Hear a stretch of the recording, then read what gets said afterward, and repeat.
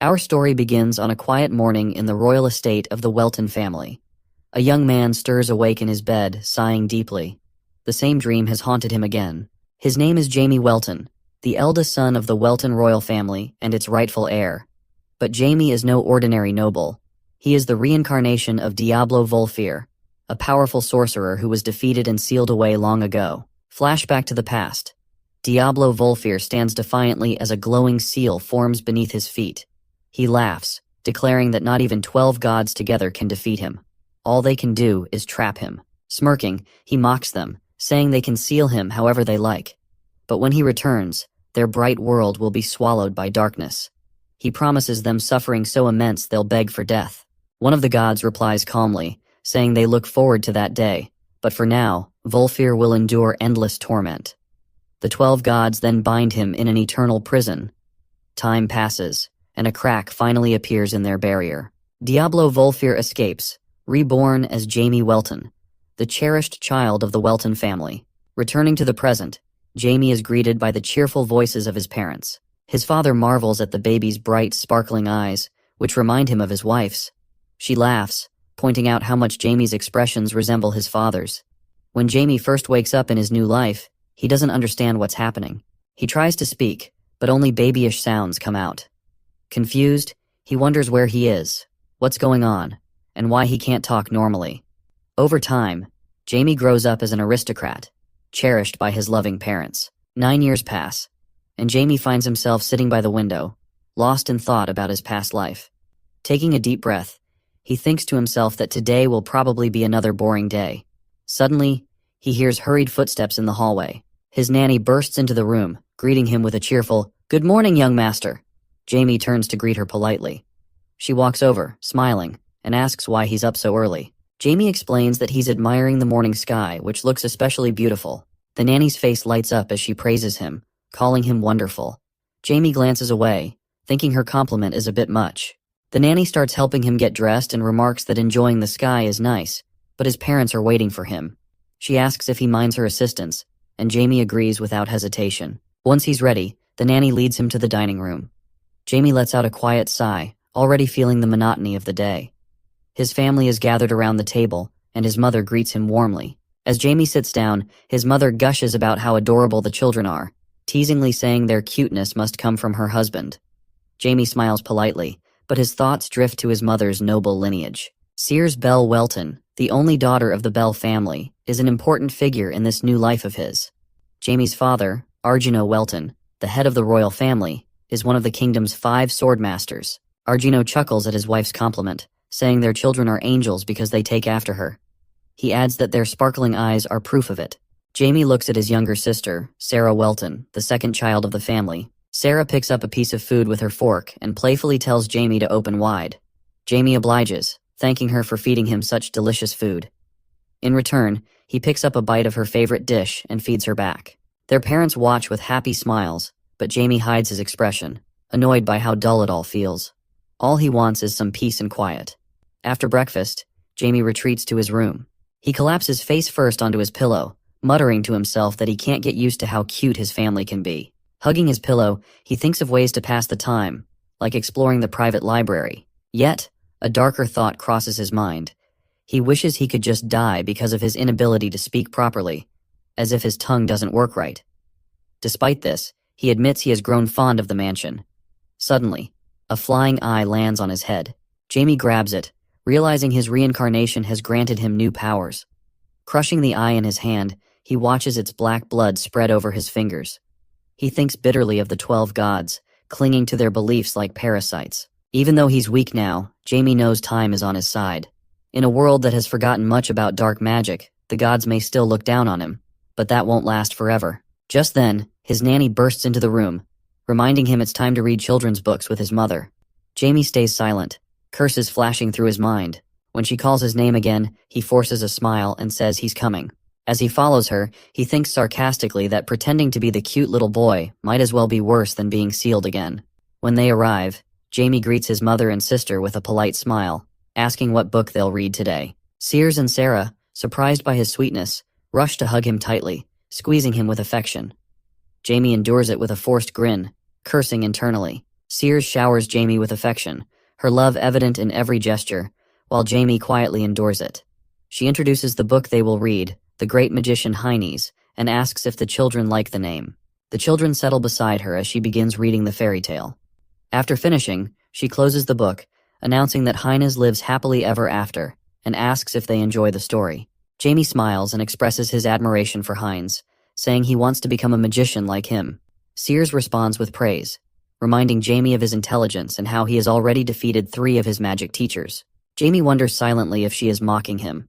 Sears pats his head and mentions that his father has invited the kingdom's most powerful magician specifically for him.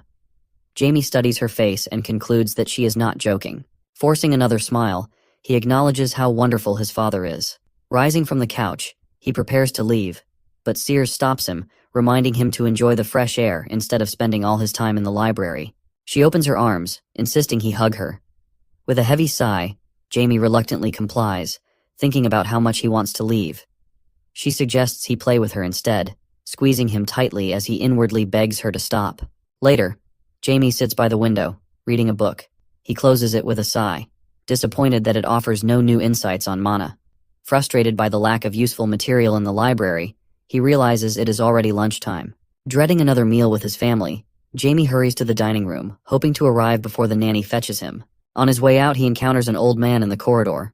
The old man gazes at the statue near the dining room entrance and comments on the rarity of using such an artifact as decoration, something fitting for the prestigious Welton family. Jamie, observing him, begins to wonder who this man could be. When the old man finally notices Jamie, he greets him with a calm demeanor. Jamie studies him and immediately senses the sheer amount of mana radiating from him, flowing endlessly like a powerful storm. He quickly concludes that this man must be a 7th-level magician at the very least. Growing suspicious, Jamie questions how someone like this entered the mansion. He considers the possibility of teleportation, or even robbery, but quickly dismisses the idea when he notices the old man's composed behavior. It doesn't match that of someone invading the residence of a swordmaster. The old man, meanwhile, observes Jamie's reaction closely. Jamie demands to know the man's identity and how he got there, reminding him that this is not a public space. The old man senses Jamie's aura and notes that the boy's strength is remarkable, comparable to a tiger cub destined to grow into a full-fledged tiger, much like his father. Impressed, the old man silently concludes that Jamie is no ordinary child. However, he remains silent, refusing to answer Jamie's question. Jamie finds this infuriating, interpreting the man's calm attitude as condescension. Feeling disrespected, Jamie thinks the old man should kneel before him, yet here he stands, acting as if everything is perfectly normal. Jamie's annoyance boils over into anger. Deciding to teach the man a lesson, Jamie prepares to unleash his magic, determined to show him the consequences of underestimating him. The old man, observing Jamie's intentions, acknowledges the boy's formidable strength and realizes the rumors about him are not exaggerated. Despite his young age, Jamie's mana is extraordinary. Intrigued, the old man decides to test Jamie by using magic himself.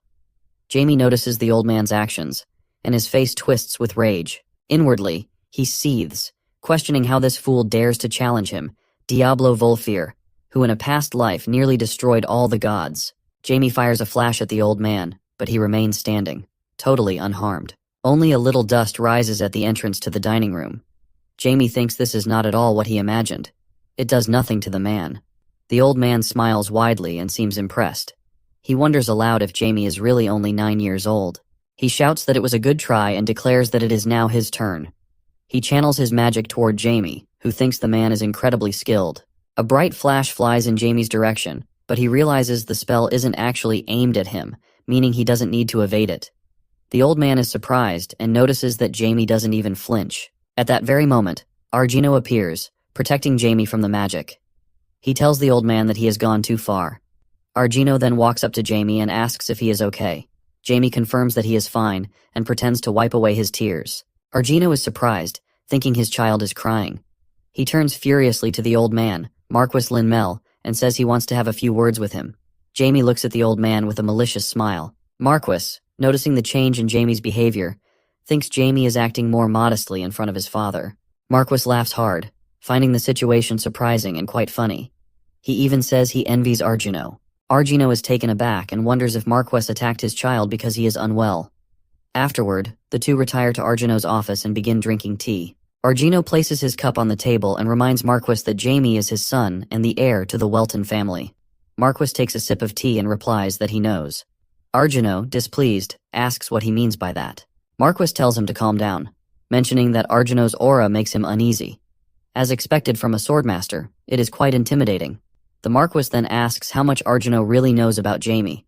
Argino replies, asking what he should know. The Marquis answers that Argino should understand how brilliant Jamie truly is. This makes Argino angry, and he says that's why he trusted the Marquis with Jamie, only for the Marquis to suddenly attack him. Observing Argino's anger, the Marquis thinks to himself that Argino doesn't know anything about Jamie. He decides to pretend he didn't hear Argino's words. Argino asks what the Marquis means by that. As he reflects on it, he remembers that Marquis Lin-Mel, who is considered the most powerful 8th grade magician alive, probably wouldn't recognize Jamie's potential. This leads him to wonder if Jamie might not be as talented as he believed. The Marquis notices Argino's doubts and quickly clarifies that this isn't what he meant. Argino asks him to explain more clearly. The Marquis responds that he couldn't take Jamie as an apprentice because he wouldn't be able to handle him. Argino is stunned and asks if an 8th level magician can't handle Jamie. Then who can? The Marquis smiles and says that Jamie can already read his movements. Argino is shocked, thinking that's impossible no matter how smart Jamie is. The Marquis continues, saying Jamie also figured out that the spell wasn't aimed at him and didn't even flinch. That's not all. Jamie has already reached 3rd-class magician status through self-training. Despite his young age and physical limitations, his skill level is even higher than 4th class. Argino is surprised but pleased. The Marquis adds that Jamie isn't just a genius, he's a monster. This child doesn't need a teacher, he just needs their support to keep growing. The Marquis speculates that they may have just given birth to a legendary 9th grade magician. Argino remains silent, clenching his fist in shock, wondering if Jamie can really become a legendary 9th grade magician. The Marquis rises from the couch and apologizes for attacking Jamie. He says that enormous discoveries await in magic, in the entire world. Laughing, he adds that it will be quite fun. With a flash of bright sparks, his body disappears from the office. Argino remains seated, lost in thought, reflecting on everything that just happened. He leans back and lets out a heavy sigh. As night falls, Jamie returns to his room, muttering how tired he is. His mother, having learned of the old man's actions, begins to fuss over him, wrapping him tightly in her arms and asking if he's okay. She wonders if he was terribly scared and promises to deal with the old man. Jamie, frustrated, thinks about how much time he's wasted. He removes his jewelry and examines the real spell. It's not bad at all. The composition, technique, balance, and type are all top-notch. But rather than being impressed with the Marquis, Jamie finds himself more impressed by his father, Count Argino Welton. He smiles, chuckling to himself, acknowledging his father's strength, and admitting that his father truly deserves to be his father. Suddenly, Marquis's voice cuts through the silence, asking what's so amusing. Jamie turns to see the old man sitting on his bed, his face twisted in a terrible grimace. Marquis remarks that Jamie must have been so deep in thought that he didn't even notice him. Startled, Jamie screams in fear, falling to the floor. He demands to know why Marquis is there, accusing him of scaring him. The Marquis laughs and asks if Jamie is really so easy to frighten. Jamie insists on knowing how the Marquis got into his room. The Marquis casually explains that he teleported into the room. Jamie mutters under his breath, realizing that his father must have allowed the Marquis to live. Though he already knows Marquis is unusual, the ability to teleport in without any issues makes him uneasy. The Marquis grins, commenting on how humble Jamie is around his father, and questions why Jamie acts so differently with him. Jamie picks himself up off the floor and counters, asking if Marquis really thinks family and strangers are the same. The old man laughs, calling Jamie amusing, then adds that he wishes Jamie were a little stronger. Jamie asks what he means by that, and starts wondering who this strange old man really is and why he looks at him in such a peculiar way, especially since they've only just met. Marquis hands him a book, saying it's for him. Jamie examines it, and realizes it must be a magical memoir. The book falls into his hands, and he asks why Marquis is giving it to him.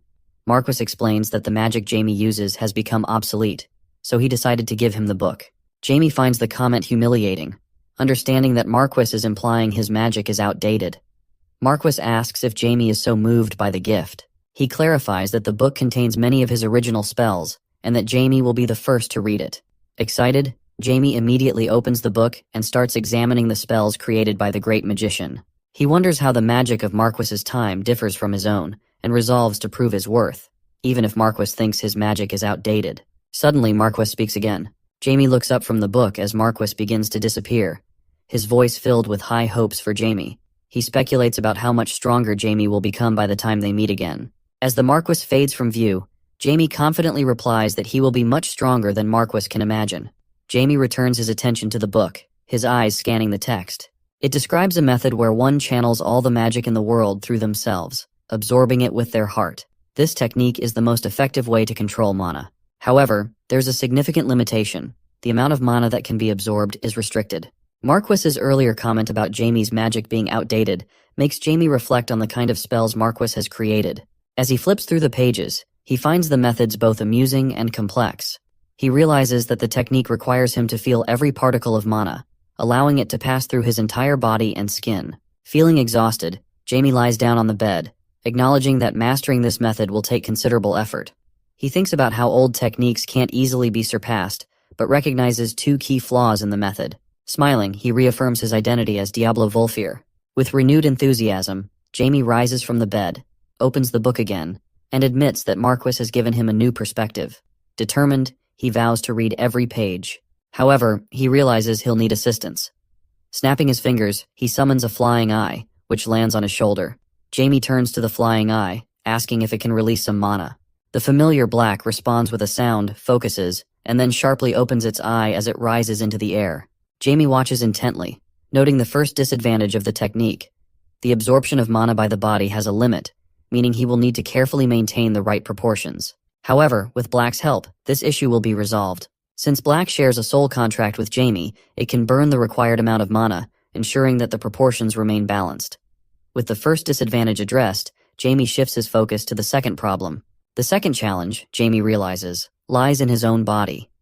If his heart can only accept a limited amount of mana, he reasons that the solution is simple. He just needs to distribute the mana throughout his entire body.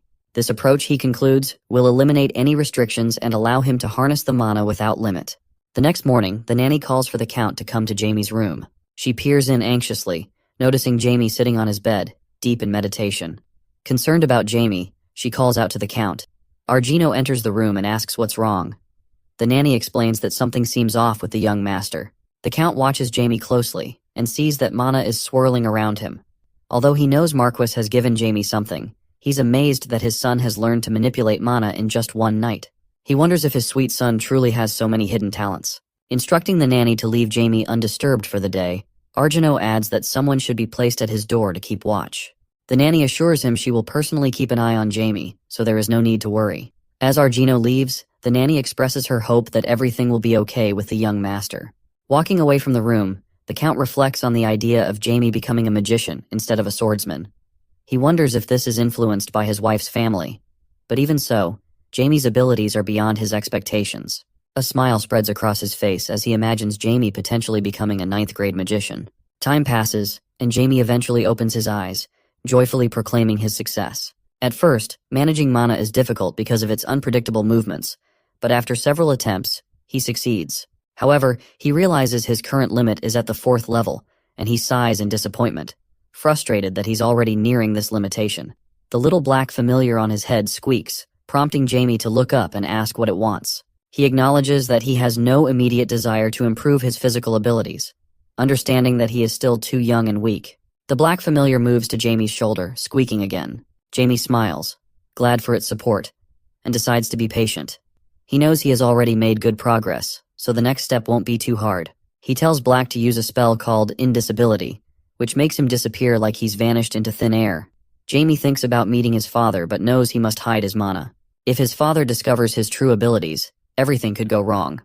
Black hides Jamie's mana, and Jamie notices that he can barely feel its presence, which is just what he wanted. Confident that his father won't detect him, Jamie leaves his room, ready to meet him. He walks through the corridors with a faint black aura around him. Meanwhile, the Count is in a meeting with a priest. The Count looks busy and asks the priest why he's there. The priest answers that he just wanted to greet him and thank him for allowing the genus religion to grow in Hisa territory. The Count explains that he supports his community, which is why he's given the genus religion a chance. The priest asks for more details, so the Count adds that since the Zenith religion is gaining popularity, he wants to make it the strongest in his lands. The priest understands that the Count is showing his authority and warns him not to treat his followers as tools of the gods. Though he's heard rumors about the Count, The priest now takes him more seriously. The Count, sensing the meeting should end, says he's very busy. The priest laughs, thanks him, and leaves, blessing him with wishes from the great zenith. The Count smiles politely but drops it as soon as the door shuts behind the priest. Jamie, hiding behind a column, watches the priest leave. He notices the crescent moon symbol with a yellow sphere and feels a dark energy coming from him. Jamie wonders why such a person is here and how the Zenith religion ended up in his homeland. He bites his nails, questioning why his father has made his land so religious and why he chose the Zenith religion specifically. Jamie concludes that the religion has no place in their lands and realizes his only choice is to convince his father to drive them away, especially since the religion is officially sanctioned. Determined to start his investigation, Jamie approaches his father's door and announces himself. They move to the living room, where Jamie proudly shares his progress. Argino expresses his pride, asking if that means Jamie has mastered everything. Jamie confirms, and Argino notes that Jamie must really enjoy magic. Jamie responds that magic is simply very powerful. Argino's expression shifts, and Jamie asks if something is wrong. Argino admits he had imagined Jamie would grow up like any other child. Jamie asks what he means by that. Argino reflects on Jamie's hidden talents and the difficulties of living as a genius. He thinks about how people often admire talented children at first, only to grow tired and criticize them later. He wonders if embracing his genius is truly in Jamie's best interest. Argino grips the armrest and tells Jamie that if he doesn't enjoy magic, he can stop and pursue something else. However, if Jamie is determined to follow this path, Argino promises not to oppose him and will support him as best he can. Jamie smiles and reassures his father not to worry, affirming he will never give up magic. Argino smiles back, impressed. He looks at Jamie, marveling at how much mana a 9-year-old can possess.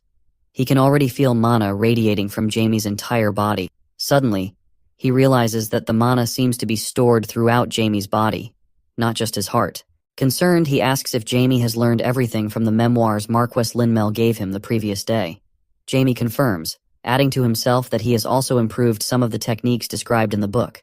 A cold sweat rolls down Argino's face as he wonders how much Marquess has taught Jamie. He questions how a child could learn so much in just one day, and begins to consider the possibility that Jamie might truly become a legendary 9th-grade magician. Laughing at the thought, he admits to himself that compared to Jamie, he feels insignificant.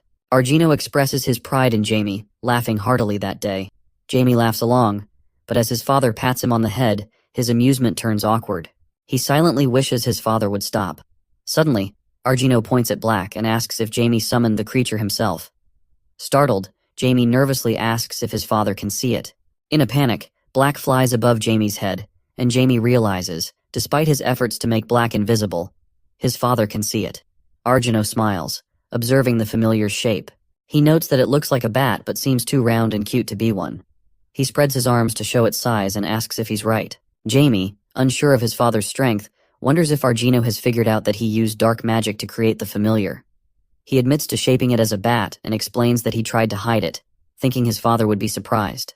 Argino hugs him immediately, amazed at his talent and proudly declaring how lucky he is to have such a genius for a son. After a while, Jamie leaves the room, feeling exhausted and overwhelmed by his family's affection. He wonders why they love him so much. As night falls, Jamie puts on his cloak and summons Black. The familiar appears behind him, its large black wings flapping.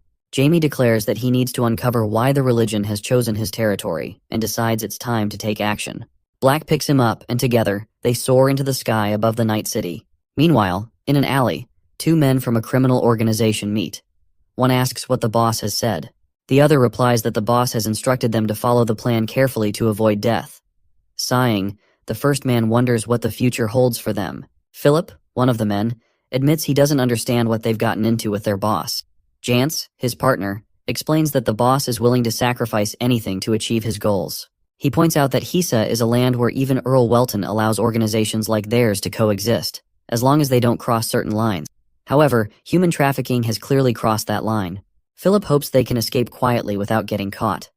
Jance dismisses this, asserting they will inevitably be caught. He emphasizes the Count's love for his children, and notes that if the Count discovers they are using children for human trafficking, he will eliminate all criminal organizations in the city. Philip counters that the boss seems confident they won't get caught. Jance grits his teeth, questioning if the boss really thinks a swordmaster won't catch them. Philip replies that Han Ni's people will supposedly help them. Jance scoffs, remarking that Han Ni is willing to do anything. Philip wonders aloud what their options are: escape or betrayal. Jance insists betrayal is out of the question due to the underworld's strict rules and suggests they try to escape. Philip agrees, arguing that it's better to die trying to escape than any other way. Jance, however, worries that no matter how vast the lands are, they'll be hunted down either way. Philip acknowledges the concern but decides to wait and see how things unfold. As they speak, Jamie quietly sneaks up behind them. Jance asks who initiated the slave trade in this territory, while Jamie peeks around the corner, listening intently. Philip speculates that the boss must have received an irresistible offer and acted on impulse, though he's still unsure of the motive. Suddenly, the men notice Jamie. They demand to know who he is, and Jamie, smiling, simply remarks that he finds the situation very interesting. Jance clenches his fist and declares that if Jamie won't talk, he should prepare to die. He and Philip attack Jamie, but Jamie suddenly disappears, leaving them searching frantically. Jance remarks in confusion that Jamie has vanished, insisting there is no one there. Suddenly Jamie's voice echoes, freezing them in place. Jamie asks them what they have been discussing so enthusiastically.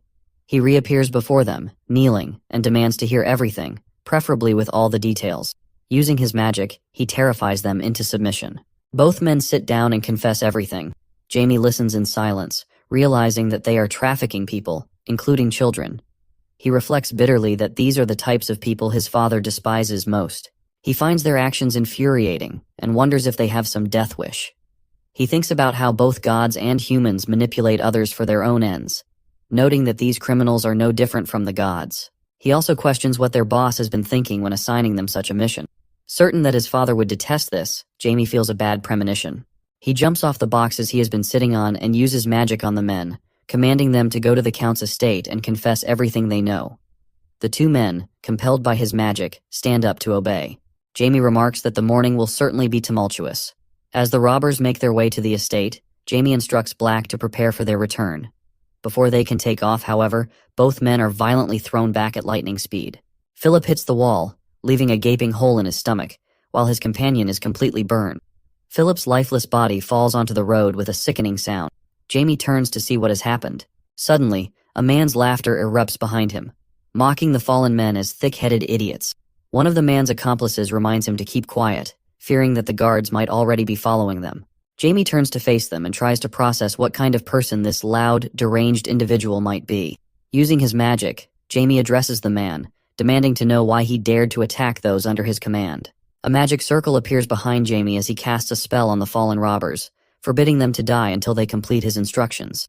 Their wounds begin to heal, shocking Han Ni, who is responsible for the attack.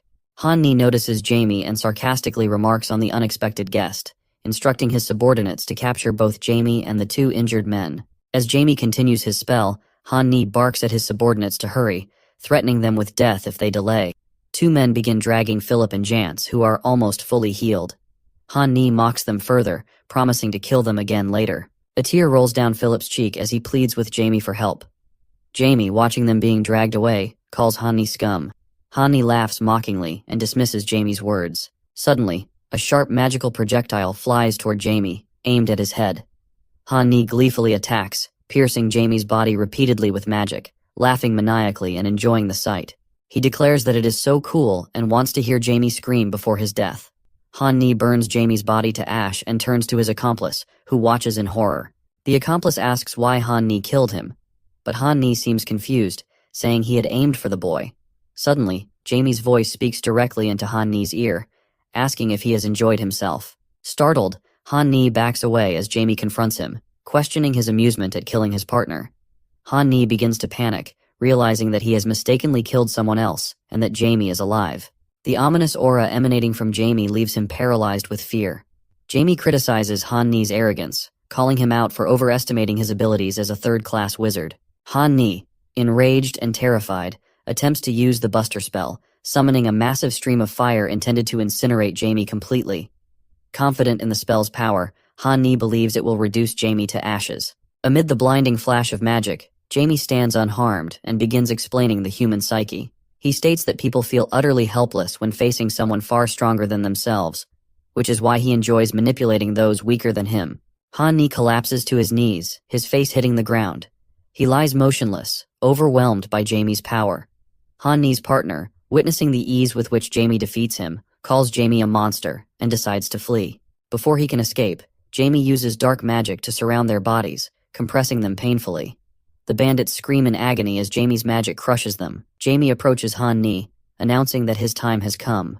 He grabs Han Ni by the hair, lifting his head, and declares that Han Ni will answer all his questions as his slave. Han Ni immediately addresses him as master and obeys without resistance. Han Ni begins talking about little children, but Jamie cuts him off, saying he has heard it all before. He tells Han Ni that attempting to manipulate him is a waste of time. Jamie thinks to himself that his father will eventually discover the truth, thanks to the 2 bandits he has already sent. He lets Han Ni go and considers what to do with him. Although he has stopped Han Ni's death, his soul is almost completely destroyed. While his body is physically fine, it won't sustain him for long. Jamie contemplates his options. Since Han Ni is only a 3rd-class magician, he could potentially turn him into an undead. However, due to his damaged soul, Han Ni would decay rapidly even if revived. Jamie realizes that while Han Ni might appear normal on a battlefield, his decaying state would draw too much attention in a peaceful place like this. With no better alternative, Jamie decides to try another method. Smiling, he reasons that as a 3rd-class magician, Han Ni should have enough mana for his needs. He points his hand toward Han Ni's head and begins absorbing his mana, wishing himself a bon appetit. After finishing, Han Ni's body begins to boil. Jamie remarks that the mana isn't bad, though it contains impurities due to Han Ni's human nature. He feels fortunate to consume such a large amount of mana and wipes his lips with a handkerchief. Turning to Philip and Jance, Jamie wonders aloud what to do with them. Approaching them, he observes that even though he has given them some of his mana, they won't survive long in their current state. Sparks of dark magic separate from Jamie's body, and Black materializes from the energy. Black squeaks inquisitively, and Jamie addresses the 2 bandits, saying that because they still have unfinished business, he can't let them die. Jamie decides to use necromancy, a magical technique for reviving dead bodies. He reflects that necromancy isn't the same as resurrection. Bodies revived through necromancy aren't truly alive but are undead, existing in a state contrary to the laws of nature. These undead creatures are neither fully alive nor fully dead. Jamie instructs Black to assist him, and the familiar rises into the sky, waiting for the command. Jamie initiates the spell and addresses the bandits, commanding them to relinquish their mortality and rebel against death. Philip's veins bulge as Jamie notes that his spirit still lingers in the afterlife. Jamie declares that immortality awaits them and urges them to forsake death. The bandits' eyes roll back as tears stream down their faces. Screaming in agony, Philip and Jance are brought back to life with Black's help. Once the ritual is complete, the bandits kneel before Jamie, pledging their loyalty and awaiting his orders. Jamie stares at them in disbelief, wondering if the process is truly finished. He notices lingering black smoke around them and questions if he has made a mistake. Black lands on his head, squeaking guiltily. Jamie, annoyed, asks what Black has done wrong. Jamie reassures Black not to worry, insisting that everything has been done perfectly. Still frustrated, Jamie tugs at Black in irritation and admits that, although he knows the mistake is his, it is difficult to accept. Black squeals in response, and Jamie admits that he usually doesn't dwell on past successes. However, he is upset that all his previous undead servants are now missing. Black squeals for Jamie to stop, and Jamie remarks that he can't use the bandits in their current state anyway. He decides it would be better to get rid of them. Stroking his chin, he notes that with the black smoke emanating from them, they wouldn't be able to carry out Zenith's orders, or even walk down the street without attracting attention. Suddenly, Black starts swaying side to side before unexpectedly biting Jamie on the cheek. Annoyed, Jamie exclaims at the audacity of his familiar and questions who gave it permission to bite its master. Black quickly flies away, landing on Azard's head, where it begins absorbing all the dark haze surrounding the bandits. Jamie, surprised, asks if Black is even capable of such a thing. Black chews the dark haze persistently, and after some time, not a single trace of it remains. Jamie acknowledges that the bandits can now be useful and turns his attention to Black, who has grown significantly larger from the haze it has consumed. Jamie pets Black and praises it for a job well done. Jamie then turns to the 2 bandits and decides to give them new names. He commands them to rebel and names Jance, Azard, and Philip, Ryza. After repeatedly ordering them to rebel, they finally regain consciousness. Jamie waves his hand, and the bandits, now free of the haze, stare ahead in confusion. Observing their blank and surprised faces, Jamie concludes that they likely have no idea what is happening. He decides to give them some time to adjust. After a long silence, Azard finally breaks it by asking if Jamie is the one who brought him back to life. Jamie confirms that this is indeed the case. Azard grows fearful, trying to comprehend who Jamie is. He thinks about how young Jamie appears, likely only 9 or 10 years old, yet exudes a massive, ominous aura. Azard compares him to a sinister character from a childhood story, a creature that defies the world itself, something that shouldn't exist in this reality. Jamie grins and asks if he looks like a demon lord in their eyes. Riza, nervous but resolute, declares that he doesn't care if Jamie is a demon lord or something else. To him, Jamie looks like a human.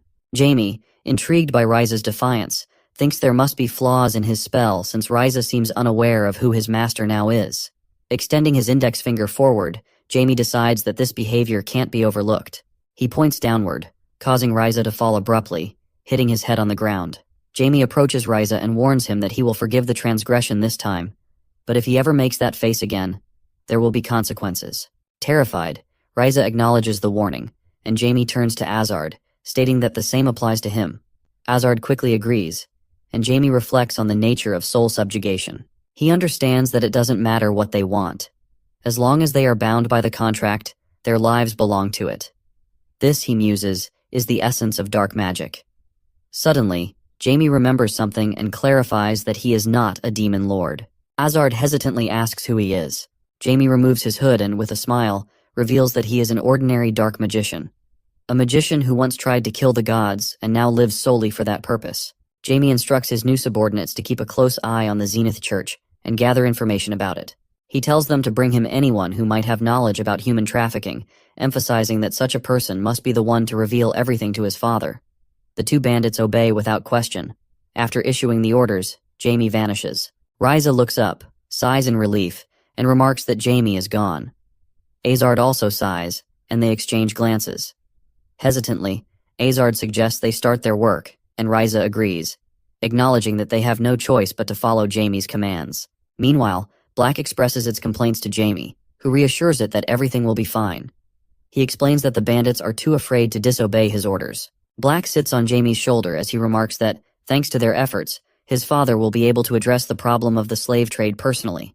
Black, however, bites Jamie on the cheek again, squealing. Jamie responds by saying he can't allow the trade to continue in these lands, as they will one day belong to him.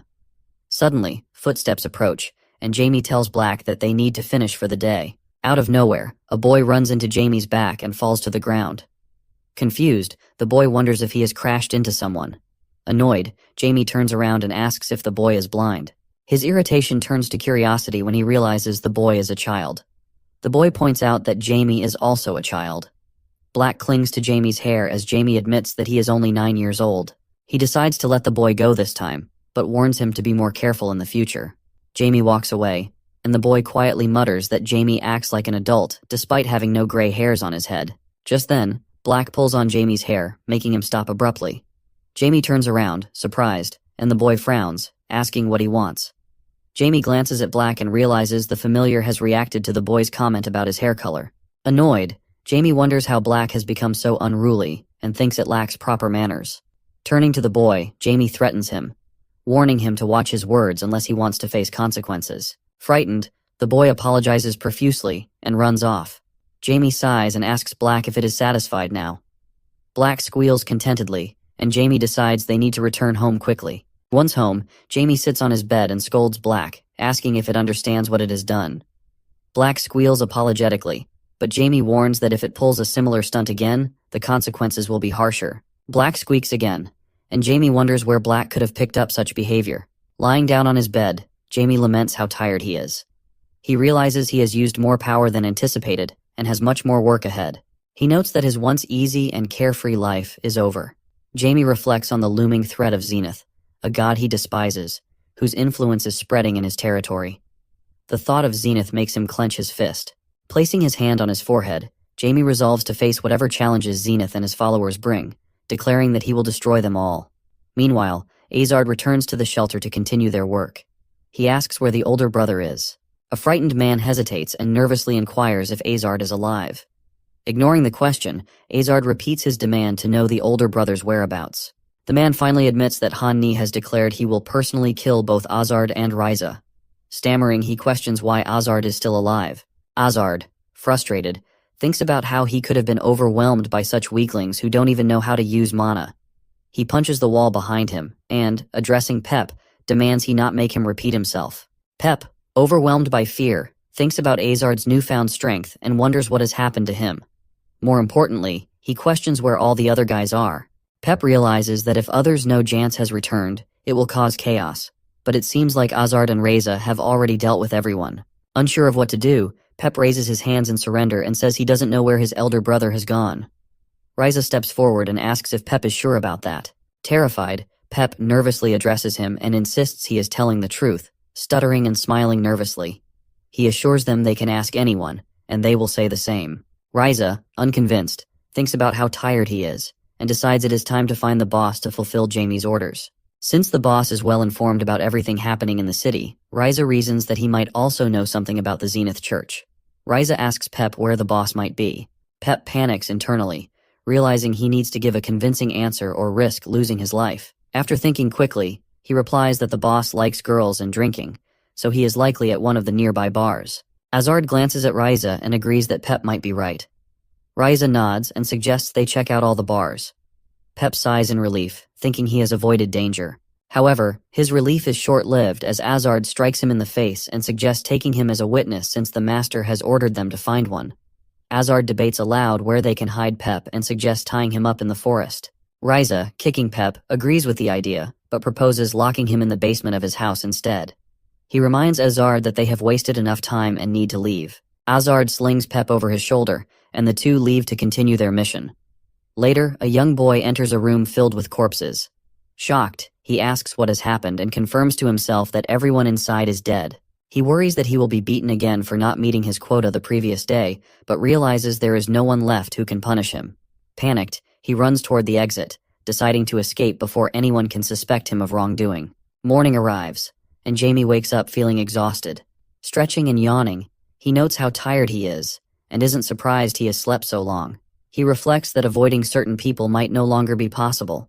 Heading to the dining room, he tells Black to disappear to avoid catching his father's attention. Black obeys, and Jamie enters the dining room, greeting his parents and asking how they slept. His father wishes him good morning, and his sister Sarah cheerfully replies that she slept very well. Noticing his mother isn't at the table, Jamie asks where she is. Suddenly, his mother pounces on him from behind her hiding place, exclaiming that she is right there. Startled, Jamie screams and asks where she has been hiding, admitting he hadn't noticed her.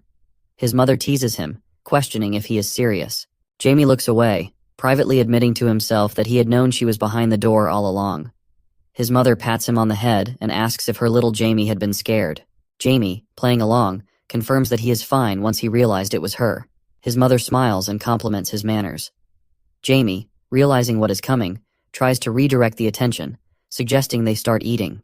Ignoring him, his mother snuggles up to him, calling him cute and wanting to hug him again. Sarah joins in, saying she wants a hug too. Jamie, overwhelmed, internally screams for someone to stop them. The family sits at the table, and Sears hugs Sarah affectionately, calling her sweetie. Jamie glances at Sarah and muses about how soft children's cheeks are. He briefly entertains the idea of squeezing her cheeks but catches himself, embarrassed by the thought. Hiding his face on the table, he realizes how much he has grown accustomed to this calm, familial life. After breakfast, Sears mentions that everything will begin tomorrow. Her husband agrees, and Jamie, picking up Sarah in his arms, asks what will happen. Regino turns to his wife and asks if she hasn't told the children. Sears looks away, admitting that she forgot because she has been so worried about their son. Jamie assumes she is referring to the technique he used earlier, knowing how much she tends to worry. Lowering his eyes, Jamie apologizes sincerely. Sears reassures him, acknowledging that nothing serious will likely happen to him, but warns him against exhausting himself. She adds that if he keeps pushing himself, it might break her heart, and she might faint in the corridor from sadness. Jamie promises not to do it again and repeats his question about what is happening tomorrow. Laughing, Sears reveals that the family will be attending a ball together. Jamie immediately realizes it is the grand ball organized by Earl Simon and Earl Welton, where nearly all the nobility of the Northern Seldom Empire will gather. Sears, delighted, explains that it is the perfect opportunity for the children to experience such an event for the first time. Her excitement contrasts sharply with Jamie's realization that his precious free time is about to come to an end. Later that night, Jamie dons his cloak and summons Black. Black clings to him as Jamie declares that it is time to visit the two blockheads. They make their way to town and enter Riza's house. Azard and Riza, seated at the table, immediately stand and greet Jamie, acknowledging his arrival. Jamie removes his hood and asks if they have completed his tasks. Riza apologizes, admitting they haven't learned anything about the Zenith religion yet, as it is a relatively new organization. Jamie concludes that even the members of Livel wouldn't be able to uncover much in a single day. Shifting his focus, Jamie asks about the other errand. Raiza points to a tied-up Pep and presents him as their catch. Pep looks at Jamie and recognizes his distinctive hair color, realizing that the Welton family might have taken control of the situation. Raiza informs Jamie that Pep is a member of Livel and notes that Han Ni intended to kill him, proving that Pep isn't an ordinary pawn. Azard adds that Pep claims to know nothing. Jamie decides to interrogate him and orders them to untie his mouth. As soon as the gag is removed, Pep begins pleading for his life, insisting he doesn't know anything. He promises to gather any information Jamie wants if spared. Jamie, unimpressed, calls Pep a child, causing Pep to feel a chill of fear. Jamie assures him that there is no reason to kill him, but he expects Pep to follow his orders. Overwhelmed by Jamie's immense power, Pep cries and swears to do anything Jamie wants, even offering to find his boss. Jamie silences Pep, noting that he is being too loud, and Pep realizes he is suddenly unable to speak. Jamie explains that Pep only needs to do one thing. Placing his hand on Pep's head, Jamie casts a spell, commanding him to go to the Count's estate and reveal everything about Livel's activities. Pep rises without protest and leaves the house, heading toward the estate. Azard and Raiza watch him go, and Jamie reassures them that Livel won't catch Pep and that his father will handle the situation first. He instructs his subordinates to leave the city and hide. The two bow and accept Jamie's orders without question. Jamie, curious, asks why they don't question him. They reply that the master's orders are absolute law and cannot be disobeyed. Black perches on Jamie's shoulder, watching as the scene unfolds. Raiza comments that he thinks he understands why Jamie has given them these instructions. Jamie recognizes that Raiza seems to grasp the situation they are in. He confirms Raiza's observation, thinking to himself that his father will likely destroy Livel. Jamie believes it won't benefit his father to know about the existence of these two subordinates during the destruction. Turning away, he informs them that he will be gone for a few days and instructs them to stay quiet until his return. They obey, and Jamie leaves the house. As Jamie walks away, Raiza runs after him, calling out. Jamie turns and asks what is wrong. Raiza, visibly concerned, questions what they have become. Acknowledging that he knows they are dead and beyond repair, Raiza admits he doesn't want to return to his past life. While he appreciates his newfound strength, he is desperate to understand what kind of creature he has become. Jamie asks for clarification, and Raiza expresses his suspicion that they might now be top-rank undead, given their extraordinary strength. Jamie, surprised by the question, laughs. Raiza, thinking he has asked something foolish, apologizes if it sounds stupid. Jamie reassures him with a smile that it isn't a stupid question, and explains that it is actually amusing. Most people, Jamie notes, would struggle with accepting their transformation into undead, but Raiza and Azard seem to have taken it in stride, which Jamie finds fascinating. Raiza thanks him, and Jamie reflects on how unique they are compared to others he has encountered. While most reject the idea of becoming monsters and lament their loss of humanity, these two are the opposite. Azard joins them outside, and Jamie observes that he has found reliable servants. He explains to them that they are just ordinary zombies, but he has preserved their appearances from before they died. Their transformation has enhanced their strength significantly, making them far more powerful than regular people. Raiza lowers his eyes, disheartened, and acknowledges that they are just ordinary zombies. Jamie laughs and encourages them, stating that everything depends on their efforts. He adds that one day, they might ascend to become zombies of the highest rank. This inspires the two, and they promise to hide as instructed and wait for his return. Jamie prepares to leave and Black squeals. Jamie tells Black not to call them pathetic, noting that he finds them intriguing and reminiscent of someone from his past.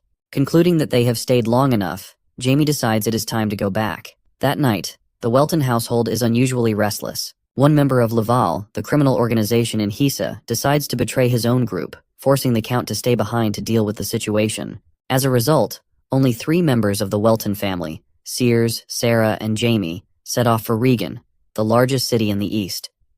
Riding in a carriage, Jamie considers that he could have reached the city himself using his teleportation skill. Watching his mother with his sleeping sister, Jamie reflects on how much stronger he has become. Magic has advanced significantly since his time, becoming radically different. However, Jamie cannot determine how much time has passed since his death. He recalls historical accounts of events after his death, such as an army of demons attacking humans under the leadership of a demon lord. Though there have been no wars for several hundred years, Jamie concludes that a considerable amount of time must have elapsed. Dark magic begins to radiate from him as he thinks about the gods' inability to unite, something he finds advantageous for his goals. Dealing with them individually will be easier, even if it means countless people will die. Something he no longer considers his concern. Sarah stirs slightly in her sleep, sensing the dark magic. Noticing this, Jamie quickly reins in his power. When his sister smiles in her sleep, Jamie resolves to focus on the upcoming ball first. The carriage rolls into the city, where the streets are adorned with well-maintained lawns near the houses and small market stalls. Nearby, a beautiful temple stands prominently. Jamie looks out of the carriage window and admires the view, commenting on how beautiful the city is. His mother responds enthusiastically, agreeing and pointing out that Regan is the most advanced city in their kingdom.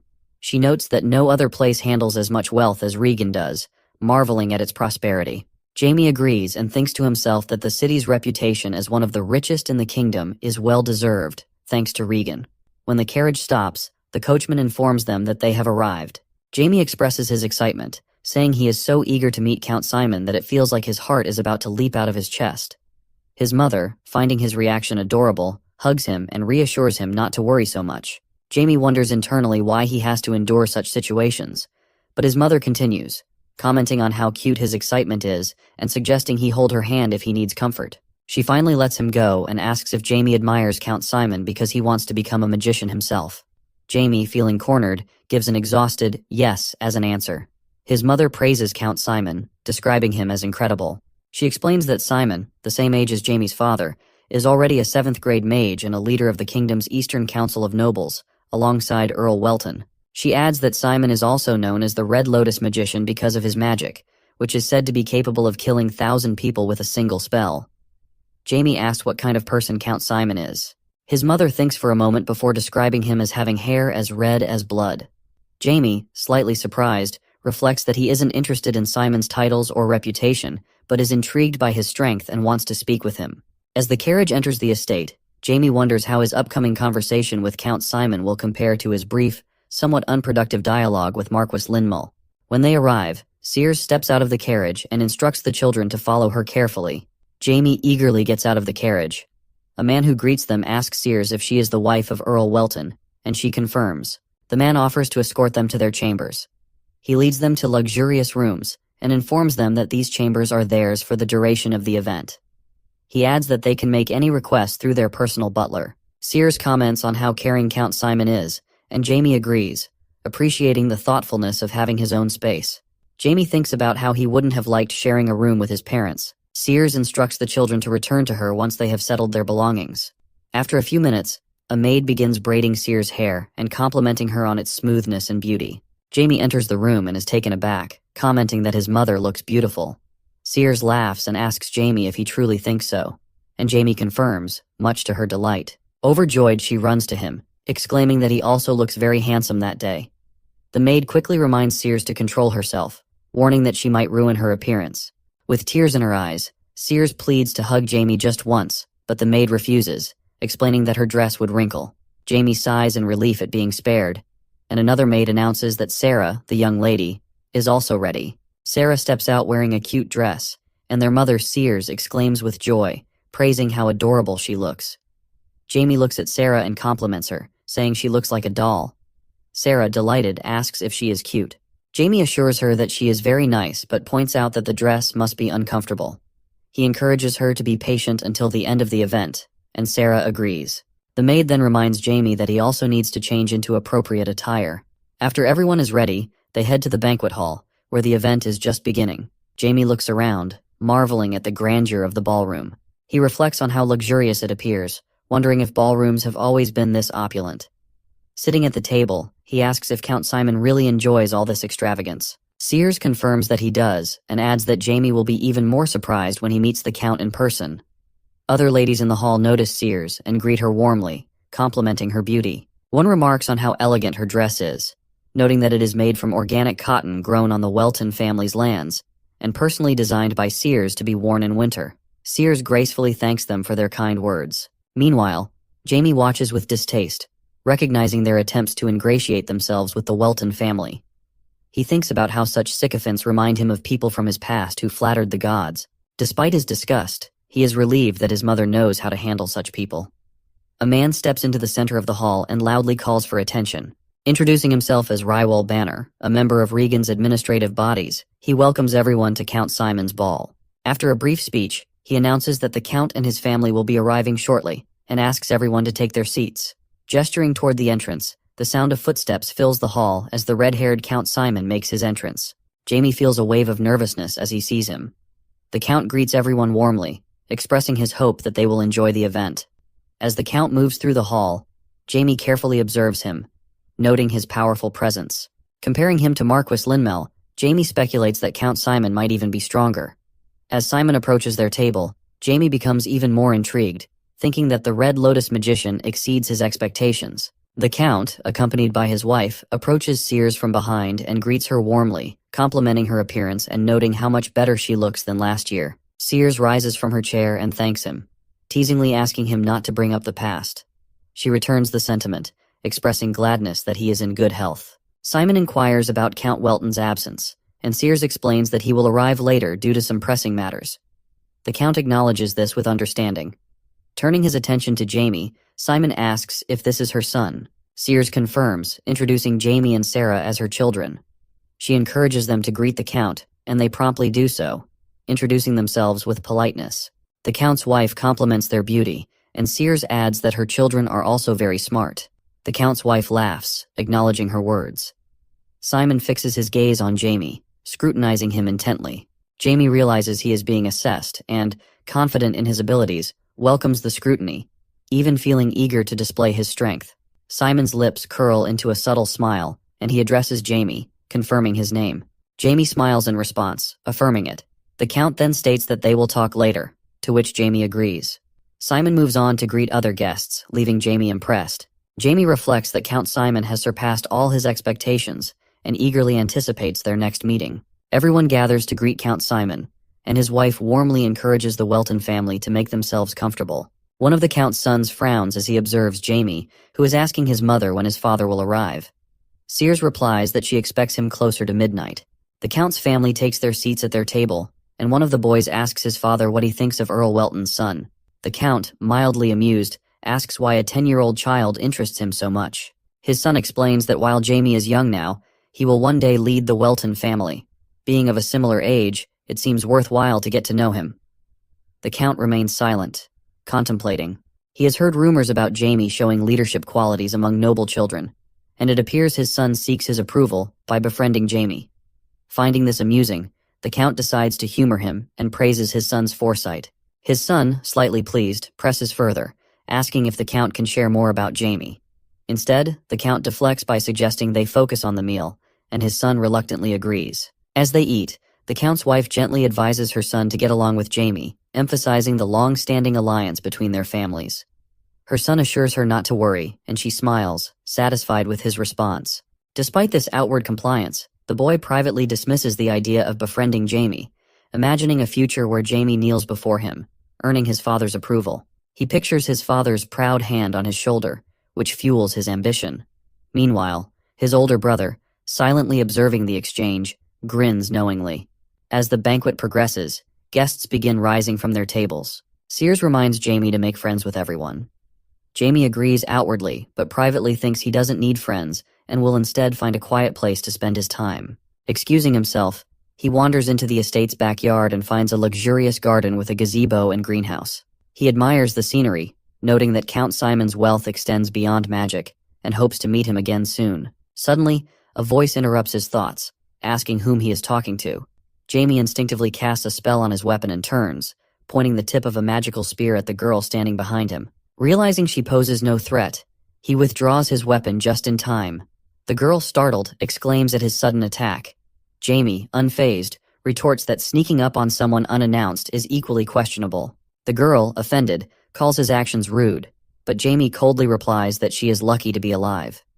She falls silent, and Jamie demands to know who she is and how she has managed to sneak up on him. Smiling coyly, the girl teases him, questioning whether she should reveal her identity after such behavior. Jamie finds her demeanor irritating, disliking her tone and the fact that she has managed to surprise him. He declares that he isn't in the mood to deal with her antics and, without warning, fires a magical air bullet between her legs, leaving a depression in the ground. The girl, frightened, stares at the damage. Jamie explains that the air bullet is second-level magic and can be fatal without proper magical defense. He warns her to be cautious before pushing him further. Terrified, the girl quickly introduces herself as Ash Valle, the eldest daughter of Viscount Valle and a spiritualist of spirits. Jamie recognizes the term spiritualist as referring to magicians who form contracts with nature spirits. Spiritualists are rare and highly regarded, often earning noble titles. Jamie reflects on how remarkable it is for someone his age to already be a spiritualist. Such individuals typically begin studying at 10 years old, but Ash seems to be a prodigy. When Ash demands to know who he is, Jamie notes her determination and dislike for losing. He introduces himself as Jamie Welton, heir to the Earl of Welton, and expresses his pleasure in meeting her. He thinks about the Val family's loyalty to his own, which adds significance to their meeting. Ash, surprised by his identity, hesitates to respond. Meanwhile, Earl Welton interrogates the leader of Livel, a criminal gang.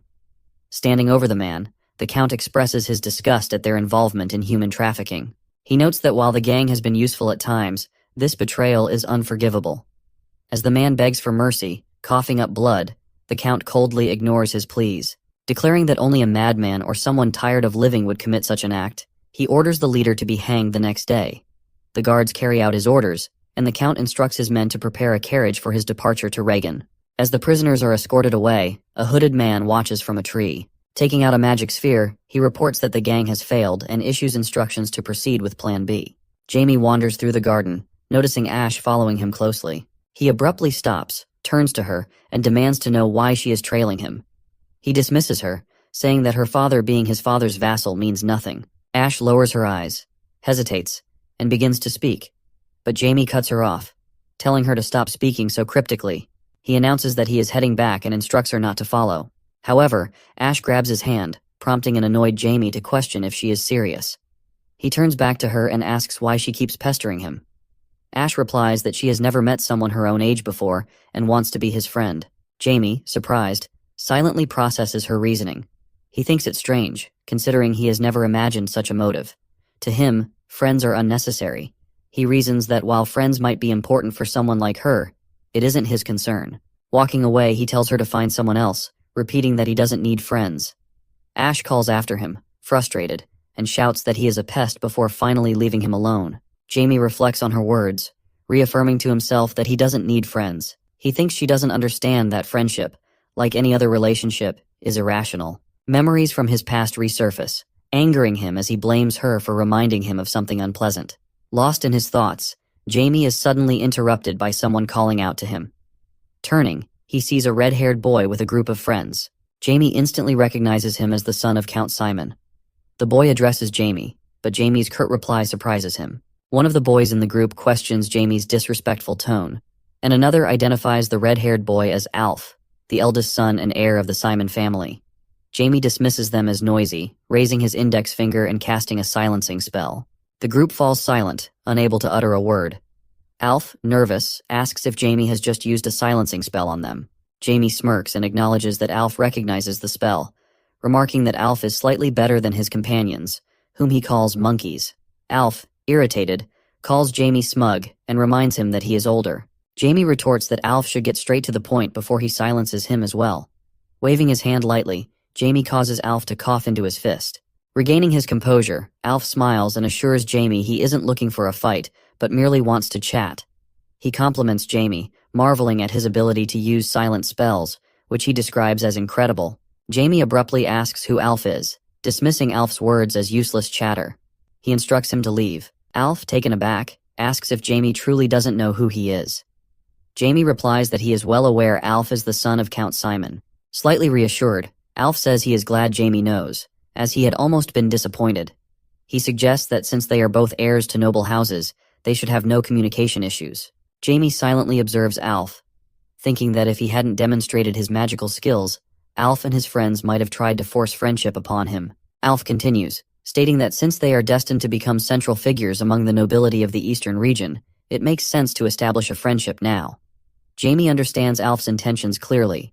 He wants to dominate him. Sighing, Jamie thinks about how tiresome it is to listen to such pitiful attempts. He firmly replies that he isn't interested in Alf, his ideas, or even continuing the conversation.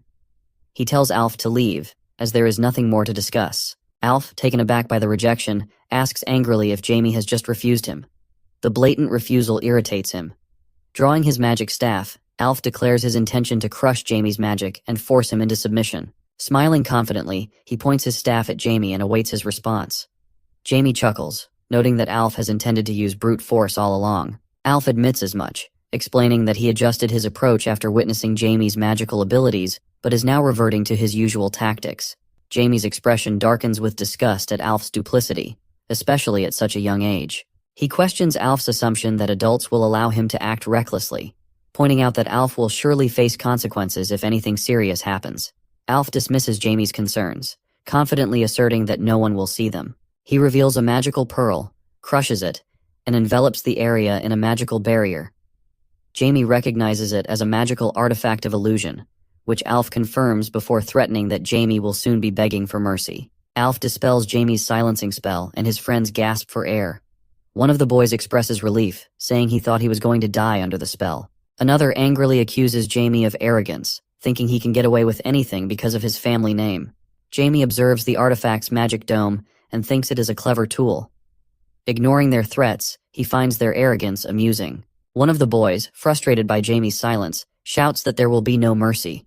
Jamie, unfazed, remarks on how interesting the situation is. Alf, assuming Jamie is oblivious to the gravity of his predicament, begins to make a grand statement about the Welton family, but is abruptly interrupted when Jamie casts a spell. Jamie simply tells them to suffer. Blood flows from their eyes and mouths as they writhe in agony. Jamie warns them not to disable the artifact, smiling as he adds that if they do, everyone will witness their torment. The boys scream in pain, and after a while, the spell ends. Jamie has already left, leaving them to recover from their ordeal. As the boys regain their senses, one pleads for help, and another complains of an unbearable headache. Alf stands up shakily, vomiting and coughing as he spits out drool. Overwhelmed, he thinks about how close he has been to death. Realizing Jamie's superior strength, he laments his own weakness. He acknowledges that Jamie is a 4th-rank mage while he is only a 2nd-rank mage, which makes him feel utterly inadequate. Tears stream down Alf's face as he questions why things have turned out this way. He wonders how someone from the Welton family, known for their swordsmanship, can possess such extraordinary magical talent. Consumed by jealousy, Alf resolves to crush Jamie's abilities and ensure he will never wield magic again. Slowly rising to his feet, Alf vows that he won't forgive Jamie and will make him pay for this humiliation. The boys return to the estate after their encounter with Jamie. One of Alf's friends nervously asks if using the magical artifact was truly the right decision, given its dangerous nature. Alf dismisses his concerns, telling him to stay quiet and follow along. Suddenly, Alf's younger brother Lennon calls out to him. Turning toward Lennon, Alf asks why he is there. Lennon smirks and replies that his presence should make Alf happy. He reveals another artifact, stating that no younger brother could stay calm after hearing his elder sibling had been humiliated. Alf is taken aback and asks how Lennon has acquired such a dangerous item. Lennon evades the question, handing over the artifact and encouraging Alf to teach Jamie a lesson. Alf grins, agreeing that its origins don't matter. What matters is using it to destroy Jamie. Clutching the artifact, Alf resolves to exact his revenge. Later that evening, Count Welton arrives at the estate. Count Simon personally greets him with a smile, shaking his hand. Count Welton jokes about the personal greeting, asking if the sun will soon rise in the west. The two exchange pleasantries before heading to the reception area. As they settle in, Count Welton inquires about the success of the event. Count Simon casually mentions meeting Welton's son, prompting the Earl to ask for his opinion of Jamie. Simon remarks on Jamie's quick response and comments that it is clear Welton dotes on his children. Count Welton laughs, admitting that he lives for his children. Simon, looking wistful, says he envies him. Sensing a deeper meaning, Count Welton asks if Simon's circumstances remain unchanged. Avoiding the question, Simon shifts the topic, expressing his amazement at Jamie's talents. Welton, seeing through Simon's vague statements, smiles and asks if Simon believes Jamie to be exceptionally talented. Simon clarifies that talent isn't sufficient to describe Jamie. He declares Jamie the most gifted individual he's ever encountered, possibly in all of human history. Count Welton removes his gloves, recalling that Marquis Linmel has expressed a similar sentiment. Simon, intrigued, asks how Marquis met Jamie. Welton explains that he has known of Jamie's potential early on, but hadn't considered it extraordinary. Seeking guidance, he had approached Marquis to mentor Jamie. However, Marquis had refused. Simon sympathizes, stating that Jamie's unparalleled genius makes him capable of achieving greatness on his own. He speculates that Jamie might even ascend to the legendary rank of 9th grade magician, surpassing all others. Leaning forward slightly, Count Welton calls out to Simon, concerned by his words. Simon raises a hand, his expression serious. He speaks of humanity's fragility compared to dragons, high elves, and other beings, noting that human magic pales in comparison. However, he wonders what would happen if a magician of the 9th rank emerges, someone who could rival or even surpass these powerful creatures. Simon's dream is for humanity to rise as the dominant force in the world, unbound by its current limitations. Count Welton calls Simon's vision arrogant. Simon acknowledges it, but justifies his aspirations, referencing a forgotten history that has been erased from the continent. 10,000 years ago, a great calamity wiped out humanity's progress, leaving behind only fragments of its past. Simon's dream is for humanity to regain that lost power, ensuring its civilization never faces erasure again. After a reflective silence, Simon urges Welton to rest, noting the late hour. Count Welton agrees and retires for the night. Meanwhile, Jamie sleeps soundly in his bed, and his father quietly approaches, pondering the weight of the expectations placed on Jamie. As a father, he resolves to support Jamie wholeheartedly, praying for him to grow into a fair and just man. The next morning, everyone gathers in the banquet hall. Jamie, seated at the table, wonders what has been troubling his father the previous night. He dismisses the thought, knowing his current magical ability doesn't yet allow him to probe deeper. Suddenly, Ash calls out to him. Jamie, weary of her persistence, reminds her that he has nothing to do with her. Ash laughs, undeterred, and calls over her sister. Jamie observes with irritation, thinking she is simply increasing the number of annoying people around him. Rising from his seat, he declares he has no intention of associating with her and begins to leave. Ash protests, urging him to at least meet her sister since their families are close. Her sister, Rebecca, approaches and scolds Jamie for his rudeness, emphasizing the importance of formalities when addressing the Count's son.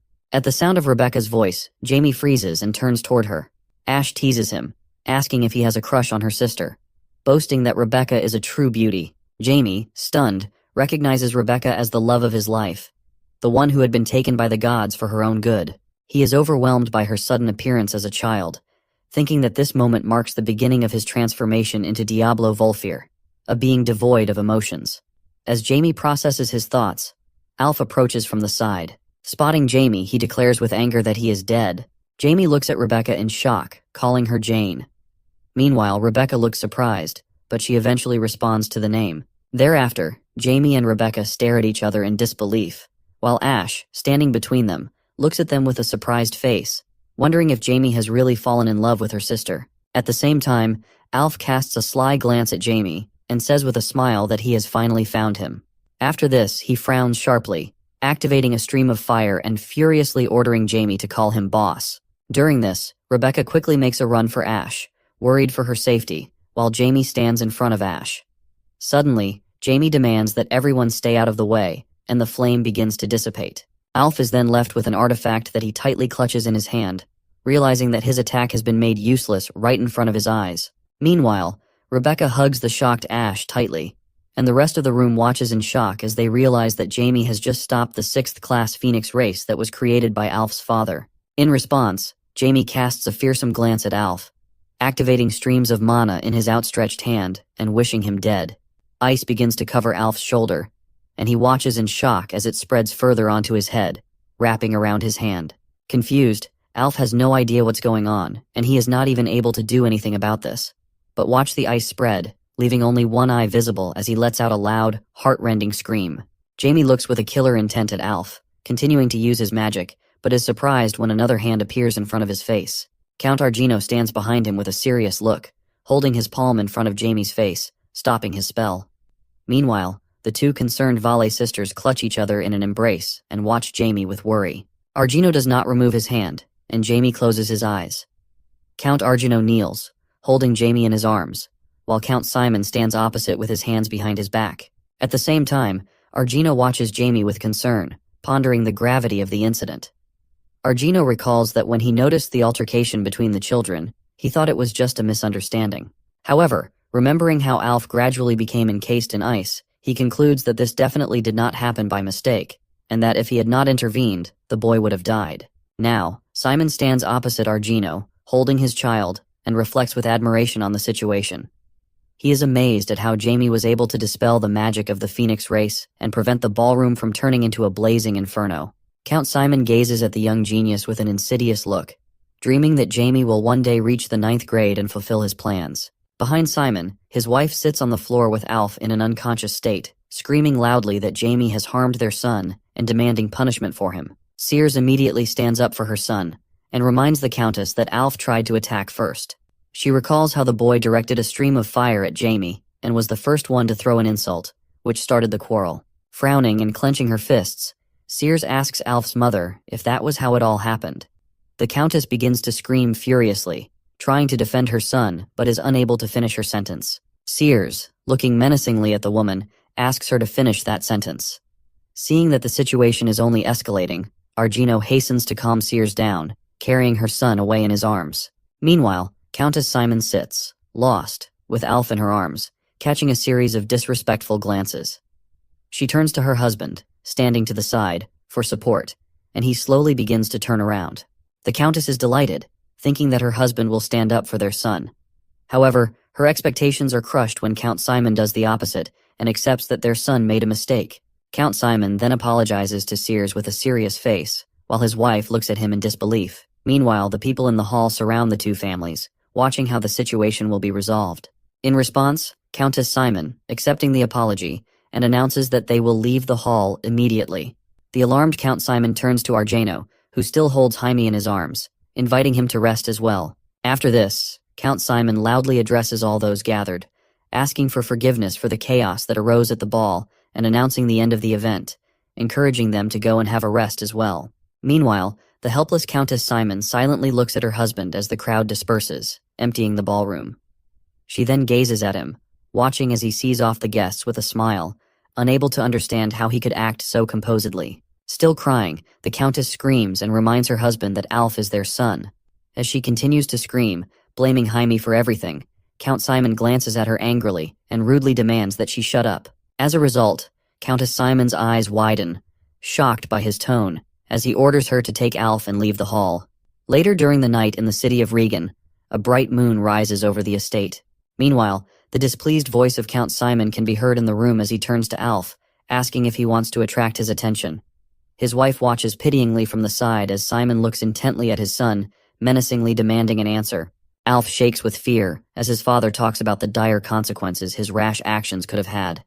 Trembling, the boy begins to cry. Count Simon then gives Alf a menacing look as he explains that Jaime was indeed impudent, but asks in surprise who gave Alf the Phoenix artifact. Opening his eyes in surprise, Count Simon angrily questions Alf, watching him, and realizes that his son is very afraid to confess.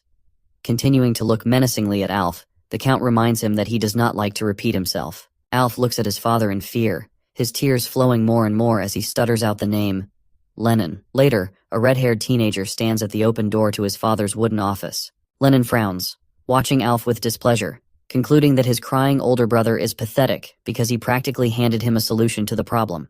Deciding to feign innocence, Lennon closes his eyes and smiles as he addresses his father. Count Simon asks his youngest son if he gave his brother the artifact, to which Lennon gives a short, affirmative answer. In response, Count Simon frowns, questioning why Lennon would give Alf something so dangerous. Lennon then places his hand on his chin and, with a thoughtful look, declares that he was confident Alf would lose to that kid, and simply did not want to see his brother fail. Just as he is about to finish his sentence, Simon tells Lennon that's not the case. Lennon then freezes in shock when his father tells him that he is merely manipulating his older brother. Having uttered these words, the Count looks furiously at his youngest son. He repeats to Lennon, telling him that he didn't want to do it for his brother. Rather, he just wanted to manipulate him. Meanwhile, Lennon, very embarrassed and taken aback, does not understand how his father found out. Alf, hearing his father's words, looks questioningly at his younger brother. Standing between his two sons and shaking his head, Count Simon admits that he has no interest in either of them. Looking to the side, he asks them if they want to know the reason. Alf and Lennon stare in shock at their father, who admits that he does not like his own children due to their lack of outstanding abilities. Count Simon then continues by deciding to tell them a way to gain his attention. Count Simon continues, explaining that they need to prove their blood relationship through their actions. Approaching the door and lowering the handle, Count Simon finally says that his sons must eliminate the consequences of their actions. Looking back, Simon adds that tomorrow, both Alf and Lennon will apologize to Jamie until he forgives them. Alf and Lennon silently watch as the door slams shut after their father leaves the room. Scratching his head, Alf asks Lennon if he intends to apologize to Jamie. Meanwhile, Lennon stands there, seemingly shocked by the words of his father as Alf looks at him. The Count's phrase about proving that they share his blood echoes in Lennon's mind. Standing with his eyes wide open, he clenches his fists and, grinning maliciously, promises that he will definitely prove it. Meanwhile, Sears stands at Jamie's bedside, looking at her son with concern. The woman examines the calm face of Jamie, now lying unconscious in his bed. Sears wonders in shock what could have happened to cause her child to try to kill Alf. At first, she thought it was just childish pranks, but she realizes that if the artifact had worked as intended, something terrible could have happened. Clenching her fist, Sears decides she cannot forgive Alf's prank, despite the Count's apologies. She vows to herself that she needs a better apology to compensation, even if she has to go to her family for their help. However, suddenly Sears shyly covers her face with her hands, stopping the terrible thoughts of retribution, realizing that she is not thinking straight right now. Just then, a hand falls on her shoulder, and she looks up in surprise to see Argino approaching. He asks with concern if she is okay. Sears turns her gaze to Argino embracing her from behind. She then clarifies that she has no reason to not be okay. Realizing that Sears is definitely concerned, Argino asks her what she would like for him to do. But Sears reminds Argino that he stopped her when all was happening. In response, Argino tells her that he is only offering this to not make her mood worse even more. Shaking her head, Sears says that Count Simon has already deeply apologized, so she does not wish for this incident to spark conflict between the western and eastern regions. The couple feels relieved, thinking that Alf was scolded appropriately for his offense. Argino then comments how Alf's face had a visible frightened expression. Meanwhile, Jamie, lying completely under the covers, stirs as his parents leave the bedroom to let him get some sleep. He peeks his head out and, with an indifferent face, concludes that he understands his parents' feelings, realizing he couldn't control himself at that moment. Sitting up abruptly, Jamie closes his eyes, and his thoughts become filled with Jane. He remembers the beautiful Rebecca, the reincarnation of his beloved.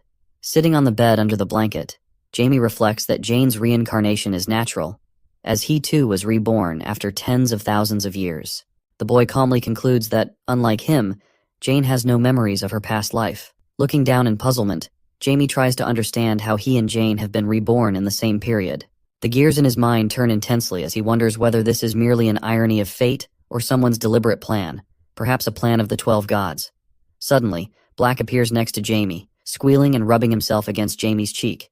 Black then finally settles on the boy's shoulder, and Jamie, closing his eyes with a smile, dismisses the thought of the gods. Stretching, Jamie looks at Black and wonders what he was even thinking about. Jamie tries to keep his thoughts calm and collected, but fails to do so as the image of Jane's death flashes before his eyes. She appears to have clutched her stomach, where blood flowed non-stop. Sadly closing his eyes, Jamie feels as though nuts and gears are falling out of place, and he concludes that he must meet Rebecca again. The scene then shifts to a dark room where an unknown man, dressed in a robe, ties a message to the leg of a dove and reflects on changes in the magical society. Attached to the bird's leg is a white note that reads, "The firstborn of Earl Welton, named Jamie, at 9 years old, is an amazing magical genius." The man proceeds to step outside and releases several doves with messages, waving his arms as daylight breaks. Meanwhile, Jamie walks along the garden path, heading toward a pond edged with stones. Here, Jamie appears completely saddened. Black, who is perched on Jamie's shoulder, looks at him with concern but squeaks in delight, enjoying the gusts of wind. Jamie, looking at Black in confusion, asks how he knows what freshness is. Black then responds to Jamie, prompting him to assure Black that he understands. Standing with his eyes closed in the middle of the garden, Jamie cherishes the silence, realizing that it is probably because of the people that have left, since it is the last day. He then resumes his walk, thinking that he has to see Rebecca again before he returns. Suddenly, Jamie freezes, stunned as he clearly hears raindrops. Turning around, he tries to locate the source of the sound, looking from side to side in worry, but is unable to find it. He then forms a seal with his hands, expanding his mana radius width. At last, Jamie finally manages to locate the source. Wasting no time, he quickly rushes toward it, but his intense run ends in him getting exhausted. There, he spots Rebecca sitting on the path with her back to him, making a promise with an aquatic creature, a tailed girl, Undine, whose body is woven from water, hovers in the air. The water spirit watches as Rebecca creates a ball of water on her outstretched palms. Hearing footsteps, the concerned Rebecca turns around and notices Jamie. She immediately rushes to him, asking about his health. Taken aback, Jamie replies that he's fine. He looks at her, slightly flustered, trying to convey something he can't quite express. Closing her eyes briefly, Rebecca introduces herself again, explaining that she's a water elementalist. Hearing this, Jamie understands that both this version of Rebecca and the version from his previous life are water elementalists. However, Jamie does not understand why this is the case. Just then, Jane's voice echoes through Jamie's ears, requesting him not to forget her ever. Taken aback, Jamie continues to look ahead, lost in thought, not reacting to Rebecca's voice. Rebecca then asks why Jamie looks sad. Jamie remains silent, and Rebecca thinks he might not have gotten over the events of the previous day. She approaches him and hugs him, reassuring him that everything will be fine. Jamie considers that this feeling is merely a remnant from his past, but decides it wouldn't hurt to enjoy the moment a little longer. They sit down together by the water, and Rebecca asks if he is feeling better. Jamie thanks her, and she smiles, explaining that her father taught her that difficulties are easier to overcome when shared with someone. Jamie asks if she means Viscount Valley. Rebecca confirms it, adding that she regrets not being able to talk properly the day before, and is glad for the opportunity now. Jamie agrees, saying he has the same thought. She smiles brightly, and asks if he is sincere. Jamie confirms it again and reflects that she seems like a completely different person now, perhaps for the better. He mentions hearing about her family's tradition of making contracts with air spirits and asks if it is true. Rebecca explains that she had wanted to make a contract with them but had been unsuccessful. Despite her strong connection to the spirits, they always refused her and left. However, one day, the spirit Undine appeared to her, saying it was her destiny to form a contract with her. She admits it was an important decision she should have discussed with her father, but she had impulsively signed the contract on the spot. Jamie thinks to himself that the Spirit King must have known. A contract with the King of Spirits is different from any other. It is a soul-binding agreement. He realizes that when Jane's soul was reborn in Rebecca's body, the Spirit King must have immediately recognized her. Jamie asks if her father punished her for this. Rebecca replies that he wasn't angry, though he did seem a little upset, just like she had been. Jamie reassures her, saying that what happened was something special. He remarks on how rare it is for an elemental to independently offer a contract, even though she hadn't formed a contract with the spirit of air. Being chosen by the water elemental is an incredible honor. He encourages her to believe in herself. Rebecca is surprised but deeply touched by his words, smiling widely and thanking him. Jamie stands up and expresses his gratitude for the day, saying he has to leave.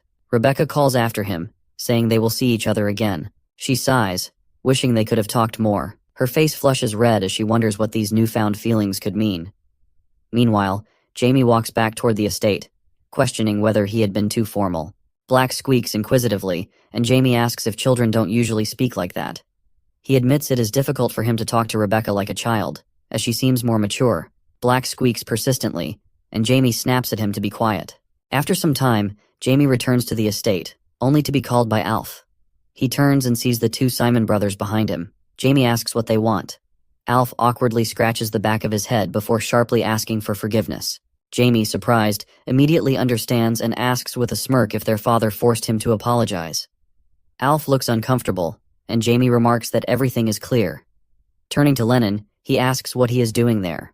Alf explains that Lennon came along with him. Jamie accuses Alf of being too scared to come and apologize alone. Lennon admits he is the one who gave Alf the artifact. Jamie's anger flares, and he questions whether the brothers conspired to kill him together. He asks Lennon for his name. Lennon introduces himself as Lennon Simon. Jamie observes Lennon's aura and realizes he is much more talented than Alf. He deduces that even such a promising son isn't enough for Count Simon. Lennon nonchalantly remarks that it's good nothing terrible happened and asks if they can leave now that they have apologized. Jamie, irritated, thinks Lennon is trying to make a fool of him.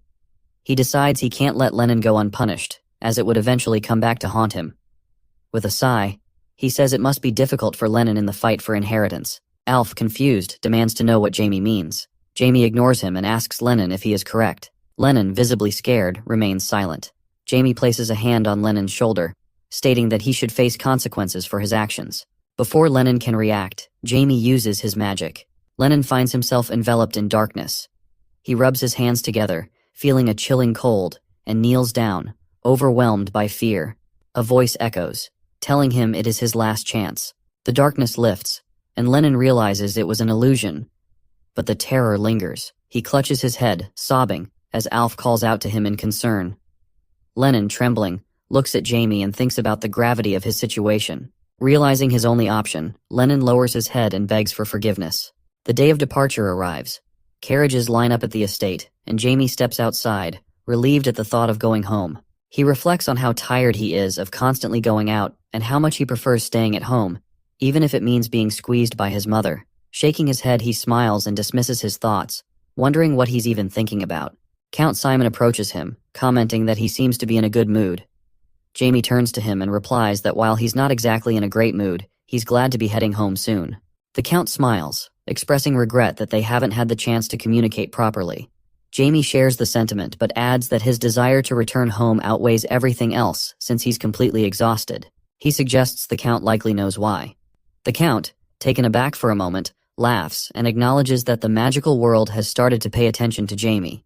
Jamie remarks that it's something he expected, and the Count laughs again, impressed by Jamie's awareness of his potential. Jamie confirms he understands it well. As they walk together, Jamie brings up Lennon, mentioning that he taught him a lesson. The Count admits noticing a change in Lennon since the previous day. Jamie asks if the Count is angry about what happened. The Count replies that these are the consequences of Lennon's decisions, so there's no reason to be angry. Jamie notes that Lennon seems quite talented and suggests the Count should train him. The Count dismisses the idea, asserting that he knows more about Lennon's abilities than anyone else and finds them insignificant. Jamie, smiling nervously, argues that without trying, they wouldn't know Lennon's full potential. He points out that under such pressure, Lennon can't show his talent, and blames the Count for the situation. The Count is surprised by Jamie's bluntness. Jamie elaborates that while Alf is ordinary, Lennon has significant potential. The Count questions whether he's underestimated Alf. Thinking to himself, he's amazed that this child, Jamie, seems to have insight into a talent even an 8th-rank magician failed to notice. It feels as though he's standing before a great magician. Jamie suggests that by helping Lennon, the Count might discover unexpected growth in himself. The Count is again surprised but wants to ask more, only for Sears to call out to Jamie, announcing that it's time to leave. Jamie waves at the Count, dismissing his words as those of a foolish child, and runs to the carriage. The Count watches him leave, his eyes sparkling as he closes them, and mutters that everything is as expected.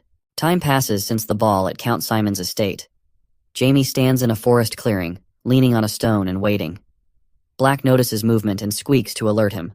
The bushes rustle, and Jamie impatiently urges whoever's coming to hurry. Riza and Azard emerge from the bushes, and Jamie scolds them for being late. Riza blames Azard, and Azard apologizes, but Jamie dismisses the matter and tells them to focus on reporting what they've learned. Riza explains that the Zenith Church has been performing charitable work in Hiesa by providing food and shelter to those in need, creating a positive impression. They've even opened an orphanage. Jamie asks when the church started its activities. Riza responds that it's been shortly after the rebel gang was defeated. 2 months earlier, Count Welton destroyed the gang, and soon after, the Zenith Church began its official operations, aiding the poor and preaching the will of God. Initially, people paid little attention, but over time, the church gains immense popularity, with many becoming believers and respecting the church as the most revered institution in Hiesa. Jamie reacts sharply, expressing disbelief that Zenith would engage in genuine charity. Concerned, he asks his subordinates if they think war and peace can coexist. They agree it's not possible, but Riza adds that they're interconnected. Jamie acknowledges this and explains that Zenith thrives on conflict. He believes the seemingly benevolent actions of Zenith's priests contradict the god's nature and suspects a hidden agenda behind their activities. He orders Riza and Azard to investigate further. They assure him it will be done, and Jamie resolves to uncover Zenith's plans. The following morning, in the Zenith Church's shelter, a priest praises Ricky for his hard work. Ricky humbly replies that it's nothing compared to the hardships he endured before. The priest smiles and reassures Ricky that he no longer needs to worry about his past. Ricky reflects on how the shelter transformed his and his sister's lives. Without it, they would have been doomed. He returns to his room, and his blind sister, Anna, greets him. Ricky looks at her and thinks about their tragic past, how their parents abandoned them because of Anna's blindness, and how he did terrible things to protect her on the streets. Life had been hopeless until the church extended its hand to them, giving them a second chance. Ricky feels grateful and aspires to become a priest to spread the miracles he experienced. Later, Ricky and others go outside, where a boy runs up to them excitedly, asking if they've heard the news. Ricky asks what he's referring to, and the boy explains that Shino, another resident of the shelter, received a divine blessing and is going to become a priest. Ricky is astonished and asks if it's true that Shino will become a priest. Time passes. Jamie flies over the night city, telling Black that they're almost at their destination, and it's time to descend. As they descend, he notices a blonde young man lying on the road below. Landing beside him, Jamie observes the young man's energy and concludes it feels both vile and divine. Clearly, the man is a priest. Spotting the blade on the young man's belt, Jamie deduces he's a high-ranking servant, which he finds troublesome. He wonders why a holy knight is lying in the middle of the road, suspecting it could spell trouble. Placing his foot on the young man's head, he debates ending the man's life. Suddenly, the young man grabs Jamie's leg, startling him. The exhausted man tries to speak, but Jamie can't understand him. The young man repeats part of a word before loudly exclaiming that he is hungry, and then loses consciousness. Jamie, annoyed, considers leaving the man there to starve. Irritated at being startled, he decides to leave, grounding himself and telling Black to follow. The next morning, Jamie arrives at breakfast, and seeing the fair-haired young man at the table, forces a smile while internally questioning why he's there. The young man, eating a bun, introduces himself and expresses relief at meeting Jamie. Jamie wonders why this bothersome person is eating at the same table as his family. The young man laughs and mentions that if it hadn't been for the Count's help, he would have died of hunger on the pavement. Argino clarifies that he had no personal role in saving him and credits the guards for bringing the young man to safety. The young man graciously replies that since the guards are under the Count's command, the Count deserves thanks. The Count laughs, asking if it's normal for a Knight of Light to die of hunger. The young man smiles and explains that this situation is unusual, as even high-ranking knights are still human and can only last longer without food compared to ordinary people. Jamie, uncomfortable with the situation, feeds strawberries to his sister while questioning why his parents are treating the young man so kindly. The Count asks the young man to confirm if he serves the Church of Pyro. The young man affirms, saying he serves Pyro, the goddess of mercy and punishment. The Count turns to Sears, remarking on how surprised she must have been to hear this. Sears admits she was indeed surprised. Noticing her reaction, the young man asks if there's something unusual about it. Sears inquires if he's ever heard of Bishop Saphira. The young man asks if she's referring to someone from Afton, and Sears clarifies that she's from the Bell family. The young man, visibly surprised, rises from his chair, kneels before her, and expresses his greetings. Jamie, taken aback by this display, questions what's happening. He knows the Church of Pyro is located in Afton, within Bell family territory, but he doesn't think this is enough reason for such reverence. He deduces that someone greeted with such formality by a knight must hold at least the rank of bishop. He asks his parents why the young man is addressing his mother in this manner. His father responds with a laugh, saying it's a long story that can be told another time. Feeling frustrated, Jamie sarcastically remarks that this is wonderful. Upset by the lack of explanation, he feels humiliated, while his sister waves at him and comments on how cute he looks. Jamie can't believe it. The situation doesn't turn out as planned, and he feels humiliated. He thinks about the close ties between the Bell family and the Pyro Church, seeing it as a potential obstacle since he might have to deal with this family in the future. Time passes, and the Count and the young man enter the living room. The Count asks how the young man ended up in the eastern region, noting that the Pyro Church has no official business there. He speculates whether the young man is there to expand the church's influence. The young man, flustered, waves his hands and assures him that's not the case. He explains that he has been pursuing someone and unintentionally ended up there. The Count inquires further, asking who the young man is pursuing. The young man sighs and reveals that he is after someone engaged in forbidden and cruel experiments, specifically the creator of chimeras. Argino is shocked and asks if the creator of chimeras is in Hisa. He presses further, asking the identity of this individual. The young man, hesitant, apologizes and explains that the information is highly confidential, known only to a select few within the church. However, he offers to share more details if the Count agrees to a contract and assists him. The Count asks if the young man is requesting his help. The young man confirms this and expresses confidence that having the Swordmaster's support would greatly advance his mission. Argino contemplates the gravity of the situation. He knows that chimeras are constructed from various creatures, but that their creators are regarded as the worst kind of criminals because the core of a chimera is often human. While theoretically, there could be chimeras made without humans, there are no historical examples to support this. Argino responds carefully, saying he can't promise full support, but acknowledges the close relationship between his family and the Pyro Church, which makes it difficult for him to ignore the situation entirely. The young man is thrilled and asks if this means he will help. The Count smiles and confirms his willingness to assist. Overcome with joy, the young man jumps from the sofa, thanking the Count profusely. Argino tells him to calm down and asks why the church is handling the pursuit of chimera creators independently, rather than seeking the kingdom's help. The young man explains that while the kingdom would likely assist, such an action would diminish the church's authority. He reveals a chilling detail, that the creator of the chimeras has kidnapped more than 10 goddess knights. The Count grows tense as the young man adds that the chimeras being created are imbued with divine powers. Meanwhile, Jamie strolls through the garden, reflecting on how much he has come to look forward to tea. He approaches the gazebo, where his mother greets him, urging him to sit down quickly. Once seated, she pours him tea. As Jamie sips, his mother asks what he wants to know so urgently. Jamie, still curious, inquires about the young man from earlier and why he had bowed so reverently to her. He wonders why someone would show such deep respect to a person they have just met. His mother smiles knowingly and says she has anticipated this question. She acknowledges his curiosity about the Bell family's connection to the Pyro Church. She then reveals that Jamie's great-grandfather, her own grandfather, whom Jamie has never met, is regarded as the savior of the Pyro Church. Jamie is astonished, struggling to process the fact that his mother's grandfather played such a significant role in the Pyro Church's history. Sears explains that in the past, when a very important item is stolen from the Pyro Church, her grandfather steps in to help. It happens during an incident at the Portmouth Garden, where the Demon King's followers attempt to use a sacred relic to summon their lord. Fortunately, their efforts fail. Jamie asks if her family had been involved in the incident. Sears shares that people say her grandfather dies trying to prevent the Demon King's summoning. As a reward for his sacrifice, the Pyro Church grants their family the title of Archbishop and vows that for the next 100 years, the head of their family will hold a rank equal to that of a bishop. Jamie thinks about it, realizing why Sears seems sad.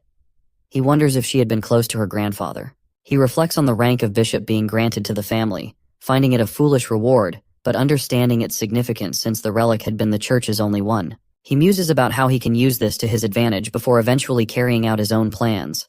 A sly smile appears on his face, and he starts laughing quietly. Sears calls his name, snapping him out of his thoughts. He quickly changes his expression, responding to her warmly as Mom.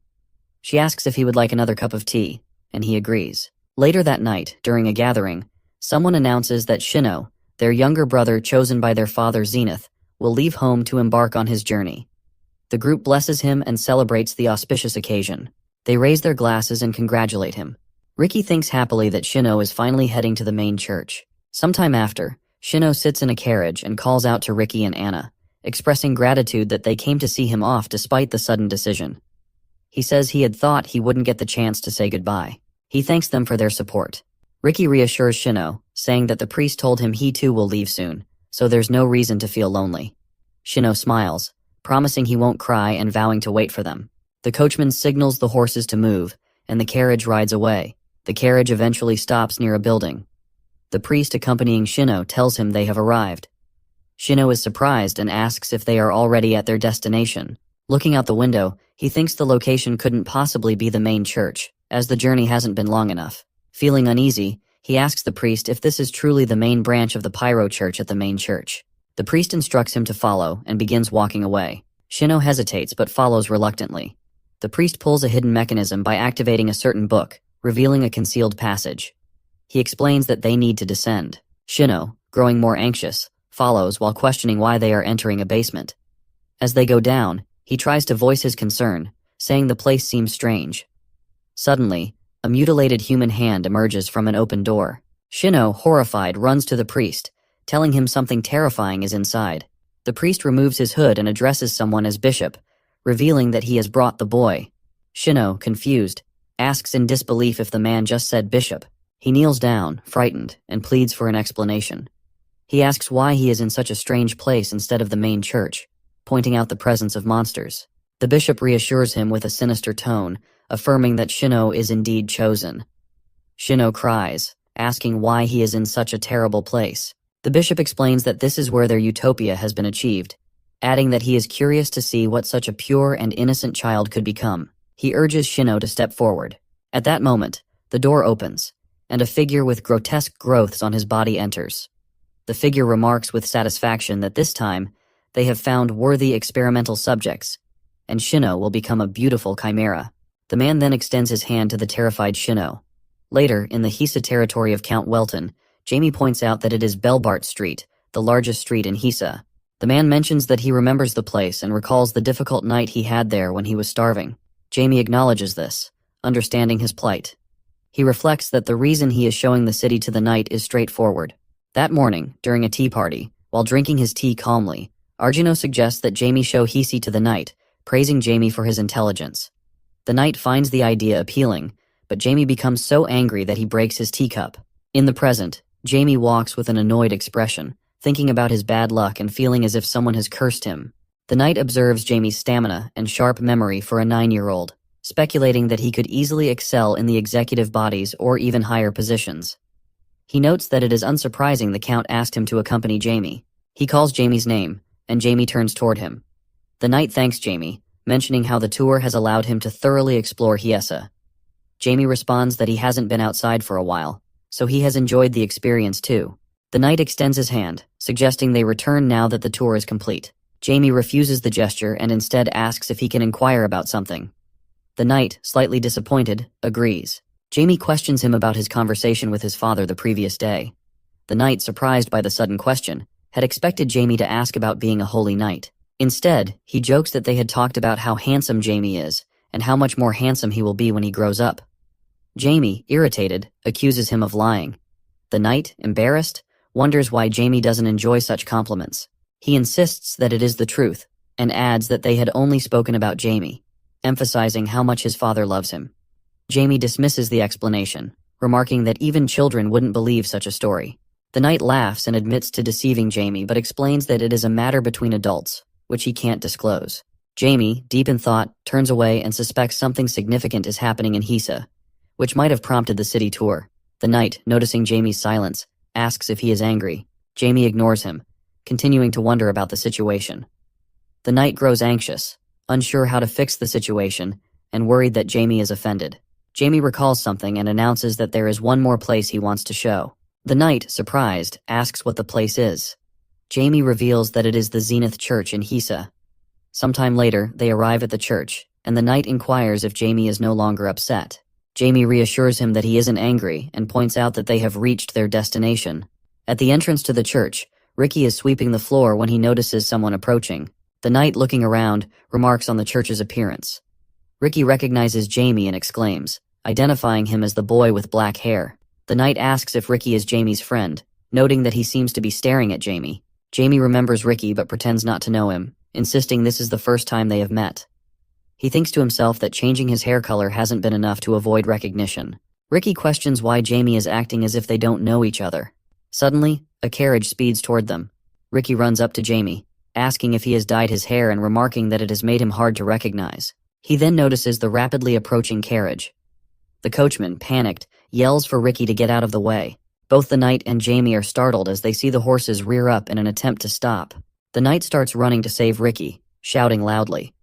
Ricky becomes terrified at the sight and begins crying. He looks at the approaching horses and realizes he won't have enough time to get out of the way. The knight notices something unusual and is momentarily surprised. Meanwhile, Ricky continues crying and asks in fear if he is about to die. Jamie, observing the scene, begins releasing his magical energy. Using his chain field skill, he quickly creates a magic circle and summons chains formed from magical energy. The chains restrain the horses, buying enough time for the knight to save Ricky by pulling him out of harm's way. The knight turns around to see the magical chains holding back the carriage and horses. Ricky, still in shock, asks if he is alive, then hugs Jamie tightly and thanks him profusely. Jamie becomes irritated and tells Ricky to let go of him, saying he is too strong and Jamie can't bear it anymore. The knight observes the situation and reflects that the magic Jamie used to save Ricky is incredibly powerful, far beyond anything he has ever seen. He marvels at the idea that, at just 9 years old, Jamie has already developed such strength. Ricky continues clinging to Jamie, expressing immense gratitude and calling Jamie his savior. Jamie, struggling to free himself, tells Ricky to stop hanging on him because he is heavy. The knight thinks to himself that Jamie is a true genius and predicts that, in just a few years, Jamie will become so powerful that no one will dare to challenge him. Jamie, annoyed, asks why Ricky is acting as though he has narrowly escaped death. He then insists they move on. The knight, still recovering from the scene, asks where they are going. Jamie replies, questioning why the knight even has to ask. and reiterates that they need to go to the Zenith Church. The knight agrees but privately thinks Jamie seems to carry himself with a superiority that feels unsettling. A short while later, Ricky expresses his excitement, saying it is great timing because he has been planning to head to the church as well. He offers to guide them, proudly stating that he knows the Zenith Church very well. With a joyful look, he explains that the church operates as a shelter for children like him who have no place to live. Just then, an old woman calls out to Ricky. Recognizing her, Ricky greets her. The woman then asks where he has been and inquires about the people accompanying him, which puts the knight and Jamie on alert. Ricky explains that a fast-moving carriage had been heading straight for him, but these individuals had saved him. He calls them his saviors. The old woman, shocked, asks if Ricky is all right, and acknowledges how scared he must have been. She thanks the knight and Jamie, saying that, thanks to them, Ricky has escaped a terrible fate. The knight humbly replies that he is simply doing his duty as a servant of Pyro. The old woman is surprised to learn he is from the Pyro Church. The knight points to Jamie and adds that the boy has done much more to help. Jamie, feeling embarrassed, thinks the knight's comment is unnecessary. The old woman seems about to say something about Jamie, but is interrupted when the knight introduces Jamie as the son of the ruler of the local lands. Jamie formally introduces himself, giving his first and last name. The old woman, recovering from her surprise, remarks that she should have realized this when she saw his emerald hair. She explains that she had been too shocked by the incident to notice. Jamie finds her reaction suspicious. If she is from Hisa, she should have immediately recognized him by his distinct hair color. He wonders why she seems so flustered and considers whether she might be hiding something. The old woman asks if they have come to bring Ricky home. The knight clarifies that they are there because he has heard about the recent activities of the Zenith Church in the area. The old woman, realizing they are guests, invites them to follow her inside. She suggests Ricky give Jamie a tour of the place. Ricky seems surprised and hesitates, asking if he really needs to give them a tour. Jamie grows suspicious, wondering if the old woman is trying to separate them. Concerned she might harm Ricky, he warns the boy that, if anything happens, he will miss dinner with his parents that evening. The knight is taken aback by Jamie's comment, but, with a smile, agrees that they will see each other later. Ricky, feeling shy, starts the tour and explains that the place is an orphanage where he lives.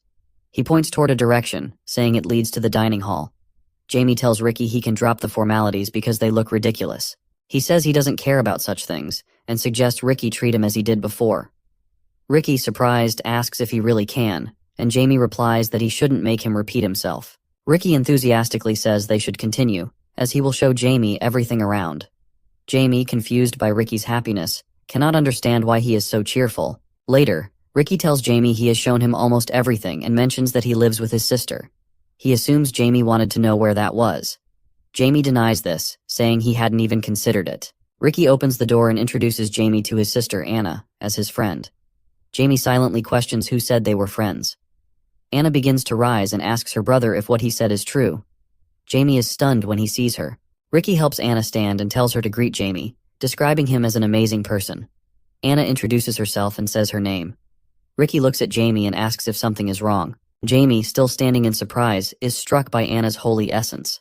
He notices her eyes are filled with divine power. Jamie reflects on the nature of holy beings, individuals endowed with God's power more than others, who can wield it freely from birth. One part of their body often holds a significant concentration of this power. Ricky calls Anna's name and explains that her blindness resulted from the overwhelming power within her. He mentions that when she awakens, her divine eyes will reveal all the true streams of the world. Jamie realizes that this power could become a threat to him in the future.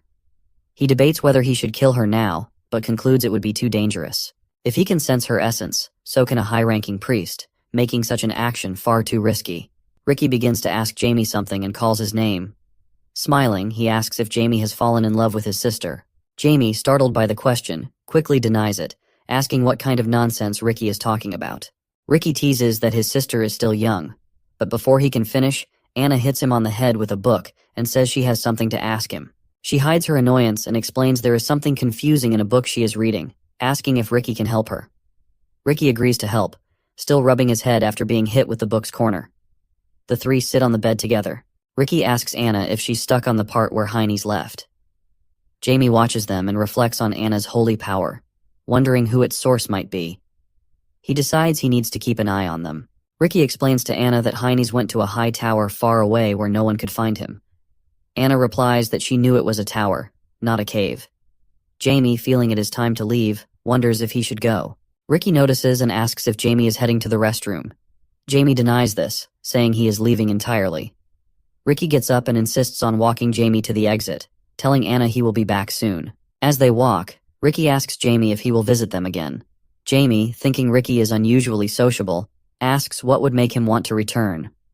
Ricky is surprised by the question and wonders if Jamie is joking in a friendly way. Jamie, looking dejected, says Ricky is imagining things. Ricky explains that at first he was content being close to his sister, but after arriving at the orphanage, his perspective changed. With a joyful expression, he shares that he now wants to be chosen by God Zenith and become a priest. He adds that one of his friends from the orphanage was chosen yesterday and has gone to the main church. Ricky says he is jealous of his friend. Jamie is startled and carefully processes Ricky's words. He reflects on the church, human trafficking, and the concept of the chosen one, realizing something is amiss. Jamie, visibly shocked, asks Ricky where he was before coming to the orphanage. Ricky, confused by the question, replies that he was on the streets. Jamie, growing more concerned, presses further, asking where Ricky was even before that. Ricky, bewildered by Jamie's behavior, responds that he worked at Reaver and asks why Jamie is suddenly asking about this. Jamie, now certain, realizes that Zenith is involved. The knight bows and expresses that he enjoys their conversation. The old woman responds that she does as well. She remarks that since he is leaving, she will guide him to the young master. He agrees with a smile, expressing gratitude. He wonders why she is so silent, suspecting that it might be due to her distrust of priests from other churches. He also speculates that these people might be connected to the chimeras. As the old woman walks down the corridor, she asks Ricky if he gave the young master a tour. Ricky confirms that he did, but turns around, startled by someone's arrival. The bishop approaches and comments that it seems an important guest has visited during his absence. Ricky greets him respectfully. The bishop acknowledges the young master, calling it an honor to meet him. Jamie introduces himself, stating his full name, while thinking that everything aligns. It is the Zenith Church that kidnaps the children. The bishop inquires about Ross's identity, and Ross introduces himself as Ross Armetic, stating that he serves Fierro. The bishop, upon hearing this, notes that Ross is from another church. Jamie is puzzled, trying to discern the Zenith Church's objectives. He suspects that Ross's presence might be connected to their plans. The bishop apologizes for his absence, expressing regret that he couldn't be there for the visit. Ross reassures him, saying there is no need to apologize as he had a pleasant time at the church. Jamie notices a man in armor nearby and senses strange energy emanating from him. He realizes that the man is a paladin, as indicated by his divine power, but notes that something about him seems off. Jamie observes that the paladin appears to be reacting oddly to Ross, raising further suspicions. The bishop, catching Jamie's watchful gaze, looks at him with suspicion. Later, as Jamie leaves the church, he notices Ross walking thoughtfully. Jamie comments that Ricky had told him about his friend who was chosen by God and sent to the main church, adding that Ricky is envious and hopes to become a priest himself. Ross is visibly surprised by this revelation. Ross remarks that Ricky is a good person and that his dream will likely come true someday. Jamie, studying Ross's reaction, wonders if a subtle hint might be enough. He then asks Ross if he might have heard anything about this from his father. Ross, confused, asks what he is supposed to have heard. Jamie explains that 2 months ago, his father destroyed a rebel gang that had been kidnapping and selling children. This information deeply shocks Ross. Jamie continues, mentioning that Ricky had previously been part of this gang before coming to the orphanage. Ross is further startled and questions if Ricky was truly involved with the gang. Jamie smiles inwardly, thinking that Ross might finally be piecing things together. To nudge him further, Jamie comments on the Zenith Church's significant spending on charity. Ross, suddenly remembering something, clenches his fists in anger, realizing that the Zenith Church has never engaged in charity. He suspects that if they built the orphanage, it might be to use the children for sinister purposes. Later, Ross discusses his thoughts, saying that the rebel gang and the Zenith Church seem to be connected, and notes that Ricky's history with the gang reinforces this suspicion. Argino responds that he had only observed the Zenith Church because it seemed to have a positive influence on his lands. Ross adds that when they were leaving the church, he encountered a priest with a paladin. He expresses confusion, explaining that while he sensed a powerful divine force, it was impossible to confirm whether the paladin served the Zenith Church. He notes that the divine power seemed mixed with something else.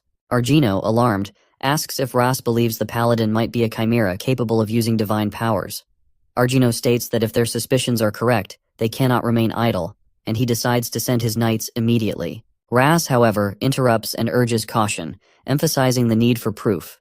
Arjuna warns that such a mission will be very dangerous. Ras, filled with determination, assures him that he is ready to face any danger. Arjuna then asks about the likelihood of success. Ras confidently replies that he feels he has the advantage in this situation.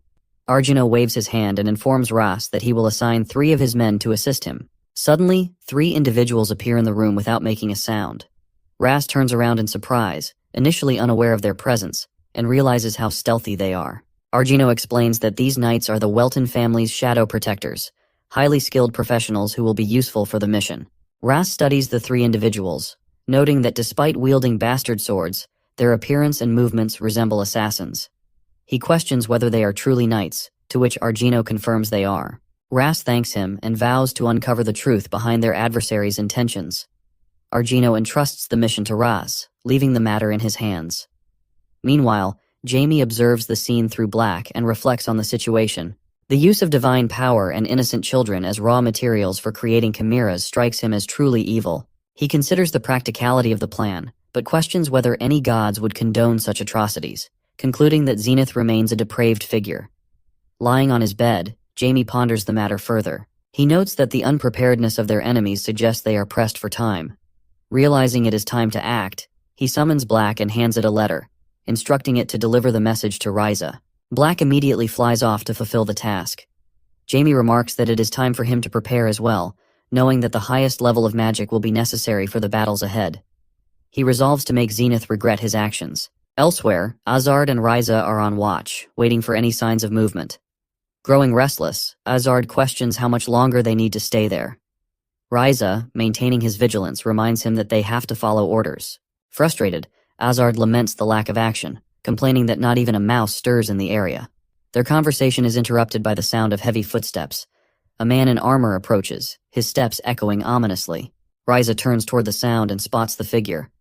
The paladin grips the sword on his back and declares his intent to kill. Azard, taken aback, freezes momentarily. Ryza shouts for him to dodge as the paladin unleashes a swift attack, sending a wave of energy their way. Azard manages to avoid the attack and notes the cruel nature of the divine power being used. The paladin channels dark, oppressive energy into his weapon, repeating his declaration to kill. Recognizing the danger, Ryza decides to warn Jamie. He urges Azard to retreat, saying he will hold the line. Azard runs off, promising to return soon. The paladin tracks their movements and unleashes another devastating wave of energy. Azard turns back and sees the impending attack, prompting Ryza to shout for him to jump. Ryza sprints toward Azard, pushing him out of a window just in time. Azard tumbles outside, calling out to his brother as he falls. Inside, Ryza takes the full brunt of the paladin's attack, sustaining severe injuries. Coughing up blood, he weakly calls out for his master. Jamie responds by activating his Dark Dimension skill. A magic circle envelops the building, creating a protective barrier. He appears inside the house and addresses his injured servant, asking if he has summoned him. Ryza lies injured by the window, while the paladin stands firmly in the middle of the room. Jamie smiles and states that no one will be aware of what is happening inside, as his spell is powerful enough to ensure secrecy. He exhales in relief, reflecting that using 6th rank magic, even with Black's help and subconscious mastery, is still a challenge. The paladin remains silent for a moment before suddenly charging toward Jamie, declaring his intent to kill. Jamie calmly responds, inviting him to try. Concentrating energy in his hands, he casts the gravity spell, a rank 5 magic technique designed to increase gravitational force and immobilize the target. The paladin falls to his knees under the immense pressure of the spell's energy. Jamie follows up with the Death Script spell, summoning spectral entities to restrain the paladin. Despite the restraints, the paladin struggles, repeatedly proclaiming his intent to kill as he reaches out toward them. Jamie then uses the Sacrifice spell, sacrificing the summoned souls to create a massive explosion of energy. A voice within the paladin's mind warns of impending danger just before the spell detonates, unleashing a powerful blast of magical energy. After the explosion, Jamie observes the aftermath. The paladin, although severely wounded, remains kneeling and alive. Jamie notes aloud that the paladin seems to be at an expert level of power. The paladin tightens his grip on his sword, channeling energy into it, and shouts his intent to kill everyone as he charges forward with all his might. Unfazed, Jamie remarks that while the paladin has a strong spirit, he has encountered the wrong opponent. He releases threads of energy and casts the puppet spell. The threads wrap around the paladin, binding him and piercing his soul to impose complete submission. The paladin falls to his knees, rendered powerless against the restraints. As he analyzes the situation, the paladin concludes that further fighting is pointless. He realizes he is facing an invincible opponent and decides his best course of action is to escape. He begins releasing energy from within his body. Jamie, noticing this, is startled and suspects the paladin is initiating self-destruction. He quickly moves toward him, urging him not to rush. Channeling energy rapidly, Jamie uses the Hand of Darkness spell, which pierces the paladin's body with immense force. However, the paladin's energy release continues unabated. Jamie is puzzled, questioning why he cannot stop the process. The paladin's body begins emitting bright beams of light as the energy intensifies. Realizing he cannot evade what is coming, Jamie hastily withdraws his hand from the paladin's body. Despite his efforts, the paladin continues radiating energy, which culminates in a massive explosion that obliterates the room. Brilliant beams of light break through the building's windows. Reflecting on the situation, Jamie acknowledges that if it weren't for Black's intervention, he might have been in serious trouble. He marvels at the paladin's ability to escape the dark dimension by unleashing all his holy energy. It is unexpected, but Jamie concludes that this trick will not save the paladin. He instructs Black to absorb the emitted light. Meanwhile, the paladin, now desperate, begins sprinting out of the building, intent on escaping. Jamie channels energy into his palms, determined to stop him. As he strikes the paladin's back, grotesque tentacles and large teeth erupt from the paladin's body. Observing the horrifying transformation, Jamie realizes that the paladin's true form as a chimera has been revealed. Without hesitation, Jamie casts the chain field spell, creating magical chains to capture and immobilize the monster. Telling the chimera to disappear, Jamie tightens the chains around the chimera's body. Folding his hands in front of him, he casts the Death Blast spell, causing a powerful explosion within the creature. Blood sprays across the room as the monster, still bound by chains, endures the devastating attack. The Deathly Explosion spell, designed to destroy even the strongest armor, seems insufficient. The chimera, though critically injured, remains alive and thinks to itself that its physical form is in a critical state, rendering movement impossible. As a last resort, it activates its final function. A small creature emerges from the monster's body and flees rapidly. Surprised, Jamie wonders if this is the chimera's true form. The creature leaps out of the building and disappears into an unknown direction. Standing by the window, Jamie then admits that he lost it. Riza, bloodied but still able to stand, approaches Jamie and addresses him. He commends Jamie for his efforts but asks what has happened to the chimera. Jamie calmly replies that he simply missed it. Perplexed by Jamie's nonchalant attitude, Riza questions Jamie if this is normal, emphasizing that they should act urgently and try to track and catch up with the chimera. In response, Jamie reassures him, telling Riza that it doesn't matter that much even though they couldn't capture the chimera. Still confused, Riza expresses his inability to understand the reasoning, asking Jamie for clarification. Jamie then decides to explain further by demonstrating using his energy. He points out that traces of black mana are not easy to erase. Internally, Jamie reflects that when the chimera is pierced by the Hand of Darkness, its body is saturated with black mana, making it easy for him to track. Meanwhile, in his office, the bishop sits writing when he notices something banging against his window. A chimera is trying to climb into the room. The bishop quickly brings the creature inside and examines it. Displeased, he questions how the creature, one of their most significant research outcomes, has been defeated. It is unthinkable that a Holy Knight chimera, imbued with holy energy, could be destroyed. Back at the house, Riza voices his concerns, asking Jamie if the enemy could detect the black magic used against them and attempt to track it. Jamie reassures him, saying that he understands why he is worried, but he explains that they won't be able to find out. Smiling, Jamie releases his energy and states that his current powers are entirely different from black magic. Inwardly, Jamie reflects on the peculiar relationship between black magic and holy energy. Despite his magic being designed to kill gods and erase their existence without a trace, he still finds it puzzling that black magic struggles against holy energy. He concludes that no matter how hard the holy energy users try, they will never uncover his identity. At the same time, the bishop, consumed by anger in his office, declares that he will not rest until he discovers who is capable of such destruction. Sometime later, Jamie channels his energy into the paladin's body, reflecting that his magic was designed to kill gods from the beginning, so there is no need to worry. He then asks where Azard has gone. Riza recalls Azard, and is about to explain when the door to the building suddenly opens. Azard bursts into the room and eagerly asks his brother how he is feeling and if he is safe. He expresses his relief and delight at seeing Jamie, commenting that it seemed like the paladin was going to turn Reza into a pile of bones, but it looks like Jamie resolved the issue. Jamie confirms that he sorted out the problem and acknowledges that it was indeed his doing. He then questions Azard about where he had gone. Azard recalls the events, explaining that he lost consciousness after falling out of the window and, upon regaining his senses, immediately came back. Confused, Jamie sarcastically asks if even a zombie could lose consciousness. Reza intervenes, stating that he simply pushed Azard out of the window. Azard attempts to justify his actions, but Jamie interrupts, scolding him and telling him to lower his head in shame. He cancels the order to spy on their enemies, explaining that their movements are being noticed too quickly and that they would be caught if they continued in such a manner. He stresses the need for caution. Reza acknowledges Jamie's instructions. Jamie raises his hand, channeling energy to heal Reza's wounds, which surprises him greatly. Jamie then advises to take better care of his body since he does not have necessary ability to heal himself. He adds that Azard should stay by Reza's side at all times to guard him. Azard immediately agrees to the directive. Jamie walks to the window and announces that he has to leave. He instructs the two of them to return and remain cautious. Both acknowledge his orders. Jamie jumps out of the window, summoning wings of energy behind him as he descends. Meanwhile, the bishop loudly expresses his disbelief, exclaiming that it is unthinkable for the paladin chimera to be so severely damaged. He questions who could have done such a thing and how it was even possible for an expert-level paladin chimera, created from 4 life forms, to be reduced to such a state. The bishop recalls Earl Welton and wonders if it could have been him. He tries to piece together the situation, reasoning that if it were Earl Welton, the main body of the chimera would not have survived.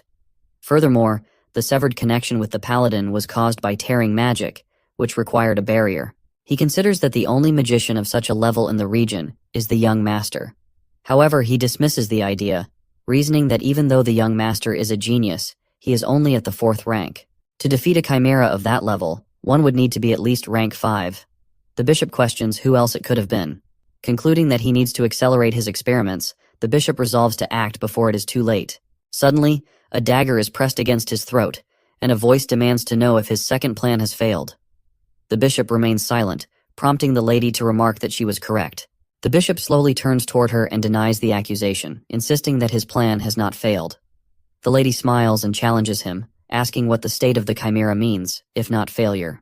The bishop insists that his plan is simply unfinished. The lady makes a shallow cut on his neck and sarcastically asks if the current state of the chimera is due to its unfinished nature. The bishop explained that there had been an obstacle hindering their progress, but assured that the experiment would be completed after a few more trials. The girl dismissed his explanation, remarking that he talked too much for someone unable to identify the interference. She questioned if he wished to become part of the experiment himself. Before he could respond, she interrupted, warning him that she would be watching and that everything would end if the count intervened. With those words, she vanished. The bishop exhaled deeply, relieved by her departure. Reflecting on the situation, he realized the 7 knights of the Zenith Church had been observing him. These elite swordsmen, protectors of the archbishop in the main church, were all at the master level. Slamming his fist on the table, he raged against the humiliation, blaming the archbishop. He vowed that once the experiments were completed, he would rise to take the archbishop's place. Meanwhile, Jamie examined the chimera's body and noted that he might have gone too far. He remarked on the ingenuity behind the holy chimera's creation. As he studied the armor and dissected its components, he observed that the creature was constructed using 4 life forms: insect legs, internal organs with fire resistance, compound insect eyes, and a human body serving as the primary structure. At its core was a ball filled with divine power, enabling it to function as a paladin. He pondered the purpose of creating such a creature, and speculated that Zenith might be preparing for war. Deep in thought, Jamie expressed his disdain for the Zenith Church, criticizing their unchanged view of humans as mere materials. As he examined the chimera, memories from the past surfaced, including voices recalling the atrocities of the gods and his own determination to stop them. He resolved that humanity, having suffered once, would not endure the tyranny of the 12 gods again. His rebirth after millennia was a testament to his purpose, to bring an end to their rule. Later, the bishop communicated with someone through a magic ball, complaining about the day's events. He admitted that the situation had gone beyond his expectations and that the main body of the chimera had survived, but the damage was unavoidable. The person on the other end angrily chastised him, dismissing his excuses. The bishop defended himself, blaming the appearance of a third party for the failure. This response shocked the other person, who questioned his explanation. Another man, bearing unusual growths, joined the conversation and inquired about the bishop's next steps. The bishop revealed that he intended to choose another individual for the experiment. When the man suggested using the child with the holy essence, expressing eagerness to experiment on such material, the bishop slammed the table in anger. He firmly declared that holy essence would not be wasted on creating chimeras. Instead, he revealed that a new target had already been chosen, a loyal servant of Zenith and the sole blood relative of the saintess, Ricky. Sometime later, the old woman approaches Ricky and informs him that she has finally found him. Ricky turns to his sister and asks if she needs his help. The old woman explains that everyone has been asked to gather in the main hall. Ricky confirms, repeating the location, and says he will run there immediately. In the main hall, a crowd of people chat among themselves. Ricky notices Ben sitting next to Anna and asks him why he is there.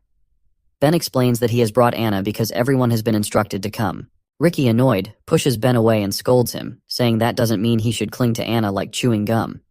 He adds that he is late because he has been looking for his sister. Then he wonders why everyone has been gathered so suddenly. Ben speculates that perhaps a new chosen one has been identified. Anna smiles and comments that such news would be wonderful. The bishop steps onto the stage and greets the crowd, asking if everyone is doing well. The people respond affirmatively. He then announces that he has great news. A new prediction has been received from their god. The crowd buzzes with excitement, asking if this is the same kind of prediction as before with Shino and if someone has been chosen. The bishop laughs and confirms their guess, stating that Zenith has indeed chosen someone once again. While observing their enthusiastic reaction, the bishop quietly mocks them under his breath, calling them stupid idiots who are blindly eager to become the chosen ones. Addressing the crowd, he remarks aloud that becoming a paladin is a blessing for an orphan, but silently adds that this blessing is just a means to create the next chimera. Then, raising his voice to a normal tone, he instructs everyone to sit down and reveals that this time, Zenith has chosen Ricky. Quietly to himself, he adds with a smirk, thinking that Ricky will become the next chimera. Sometime later, during rainy weather at the mansion, Sears comments that the rain seems to be letting up. Jamie agrees, expressing hope for better weather soon. Sears remarks that tea parties on rainy days are delightful, to which Jamie responds with a forced laugh, saying that the smell of rain is refreshing, and being with his mother makes it even better. Sears hugs him, appreciating his kind words. A knock at the door interrupts their moment. A servant enters and apologizes for the disturbance, announcing that a guest has arrived to see Jamie. Surprised, Jamie asks who it is. The servant explains that a commoner child claiming to be Jamie's friend has come to visit and asks if he should be turned away. Jamie, puzzled, asks for confirmation that the visitor is a commoner and not a noble. Realizing who it might be, he recalls, wondering if the person is the one he is thinking about. Standing up, Jamie instructs the servant to bring the guest in. Shortly after, Ricky enters the room, looking nervous. He greets them and apologizes for the intrusion. Sears warmly welcomes him, expressing delight that her son's friend has come to visit.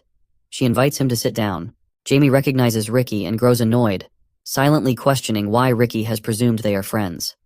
Sears, smiling kindly, asks Ricky his name and where he lives. Ricky introduces himself and mentions that he lives at the Church of the God Zenith. Sears acknowledges this and asks why he has come to visit Jamie. Ricky hesitates before beginning to explain, mentioning that it is about the other night. Before he can finish, Jamie quickly covers Ricky's mouth with his hand. Embarrassed, Jamie tells his mother they will go play on their own and suggests she take a rest. Sears, smiling, observes them fondly and thinks to herself that her son must be feeling shy about having his friend over. She reflects on how much Jamie has grown. Jamie thinks he cannot afford to get caught, as he dreads the punishments that would follow, suffocating hugs, unwanted kisses, and sharing a bed. Sears agrees with him but insists he should kiss her goodbye. Jamie is horrified, feeling this is an even greater challenge. Determined to find a way out, he reluctantly walks up to Sears and kisses her on the cheek. Ricky observes the scene with a surprised expression. Sears leaves the room looking delighted and wishes them a good time. Jamie, visibly exhausted, mutters that of course they will. Ricky bows and bids her farewell, then turns to Jamie and remarks that his mother must love him deeply. Jamie brushes it off and demands to know why Ricky is there. Ricky remembers his reason for visiting and explains that he has been chosen and will soon leave. He came to say goodbye. Jamie is shocked and asks him to repeat what he said. Sometime later, Ras, looking despondent, reflects on how the strange paladin has been missing for days.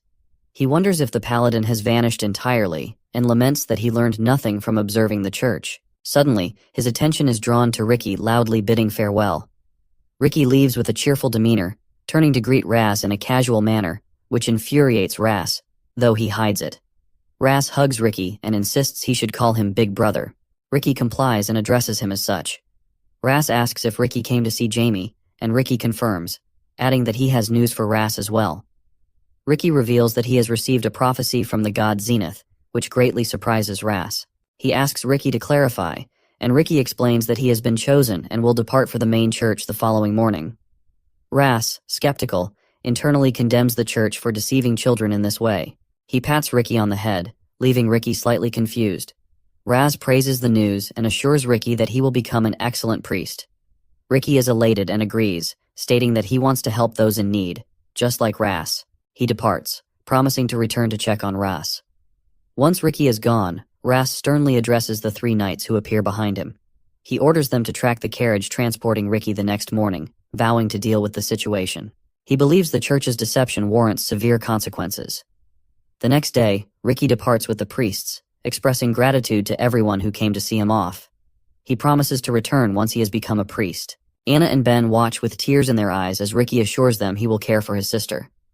Ben thanks him, and Anna encourages him to return to them when his training is complete. Ricky, overwhelmed with emotion, hugs Anna, reminding her to listen to the church's guidance, eat well, and not worry. He vows to write often and to return as soon as he can.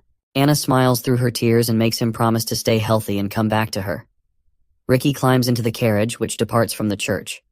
Raz, cloaked and hidden, observes the scene closely. He instructs his companions to follow the carriage. Meanwhile, Jamie sits in his room, meditating and concentrating energy in his hands. Opening his eyes, he notes that they are gone. He channels energy to his fingers and contemplates whether to check on the hidden bug. Jamie looks at Black, who flies next to his head, and comments that he recognizes the traces of black mana as belonging to the Zenith Church. He imagines a man folding his hands in prayer and recalls that 3 things are necessary to create a holy chimera: a sacrifice in the form of a person, a creator capable of leading the experiment, and a high-ranking priest to infuse holy energy. Lowering his gaze thoughtfully, Jamie remembers there is only one high-ranking priest in this area. He pictures a 50-year-old man in a priest's uniform, a faint smile on his face, with the symbol of the church glowing behind him. The scene shifts to a forest where a nearly imperceptible shadow darts along the branches.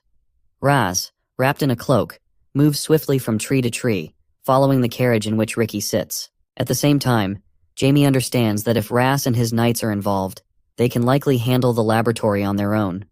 Adjusting his tie with one hand and holding his dark coat with the other, Jamie smiles at Black flying beside him. He declares that he only needs to take care of Lincoln. Pulling his cloak over himself, Jamie anticipates his victory. The setting shifts to the Zenith Church, where Lincoln stands in the middle of a room, his cloak fluttering in the wind coming through the window. He extends his hand into a mirror, which ripples as his hand enters up to his elbow. Lincoln contemplates giving a blessing to the orphan chosen to become a holy knight. Meanwhile, Ricky stands with his back to the mirror in a room far from the county, alongside one of the cloaked monks of the church. Suddenly, a hand emerges from the mirror behind Ricky, reaching out to grab him. Lincoln's hand almost touches Ricky's shoulder, intending to test and toy with him, but something unexpected happens.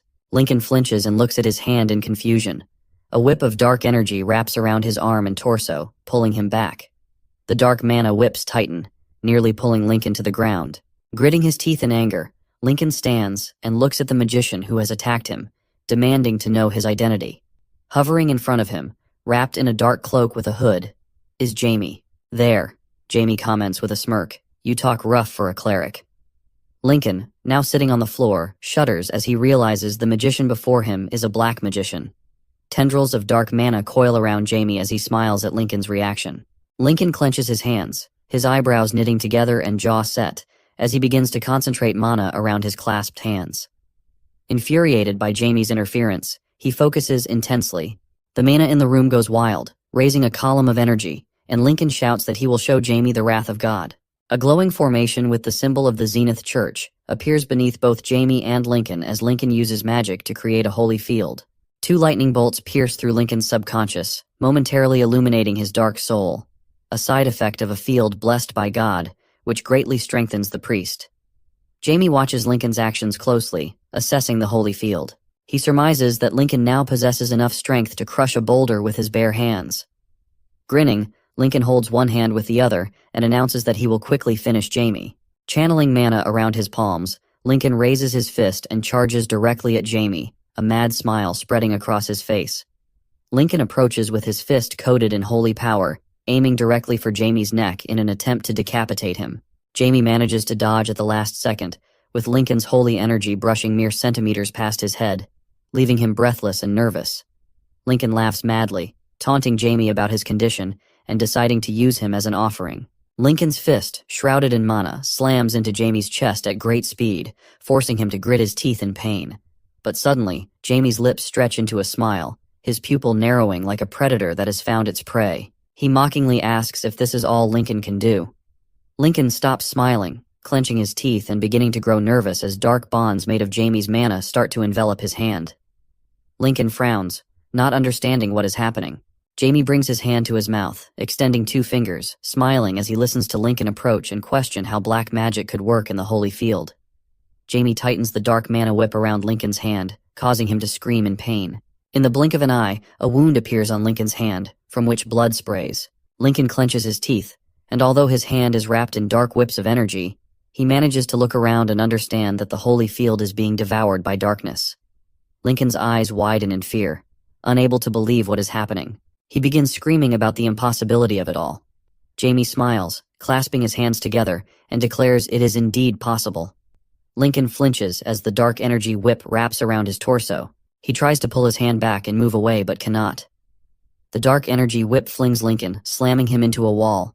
His head collides with it, shattering the wall behind him, and blood sprays from his mouth.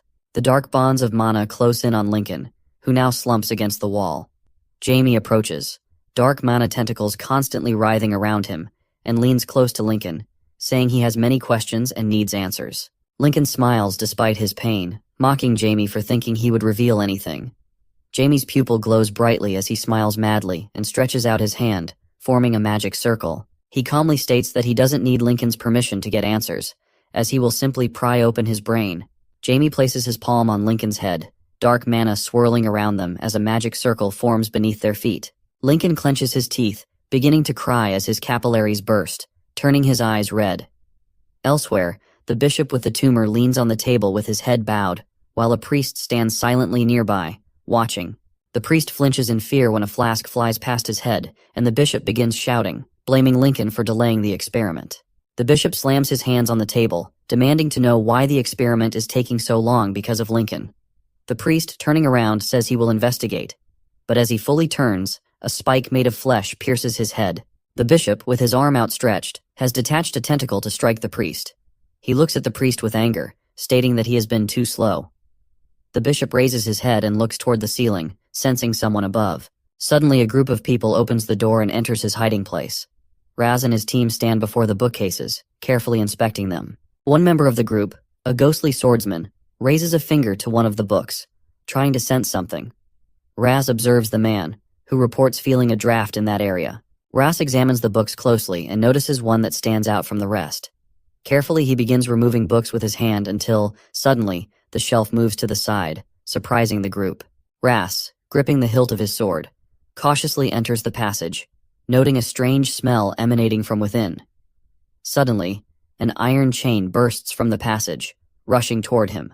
Raz manages to draw his sword and block the attack, but the force is too strong, causing him to bite his lower lip to stifle a scream of pain.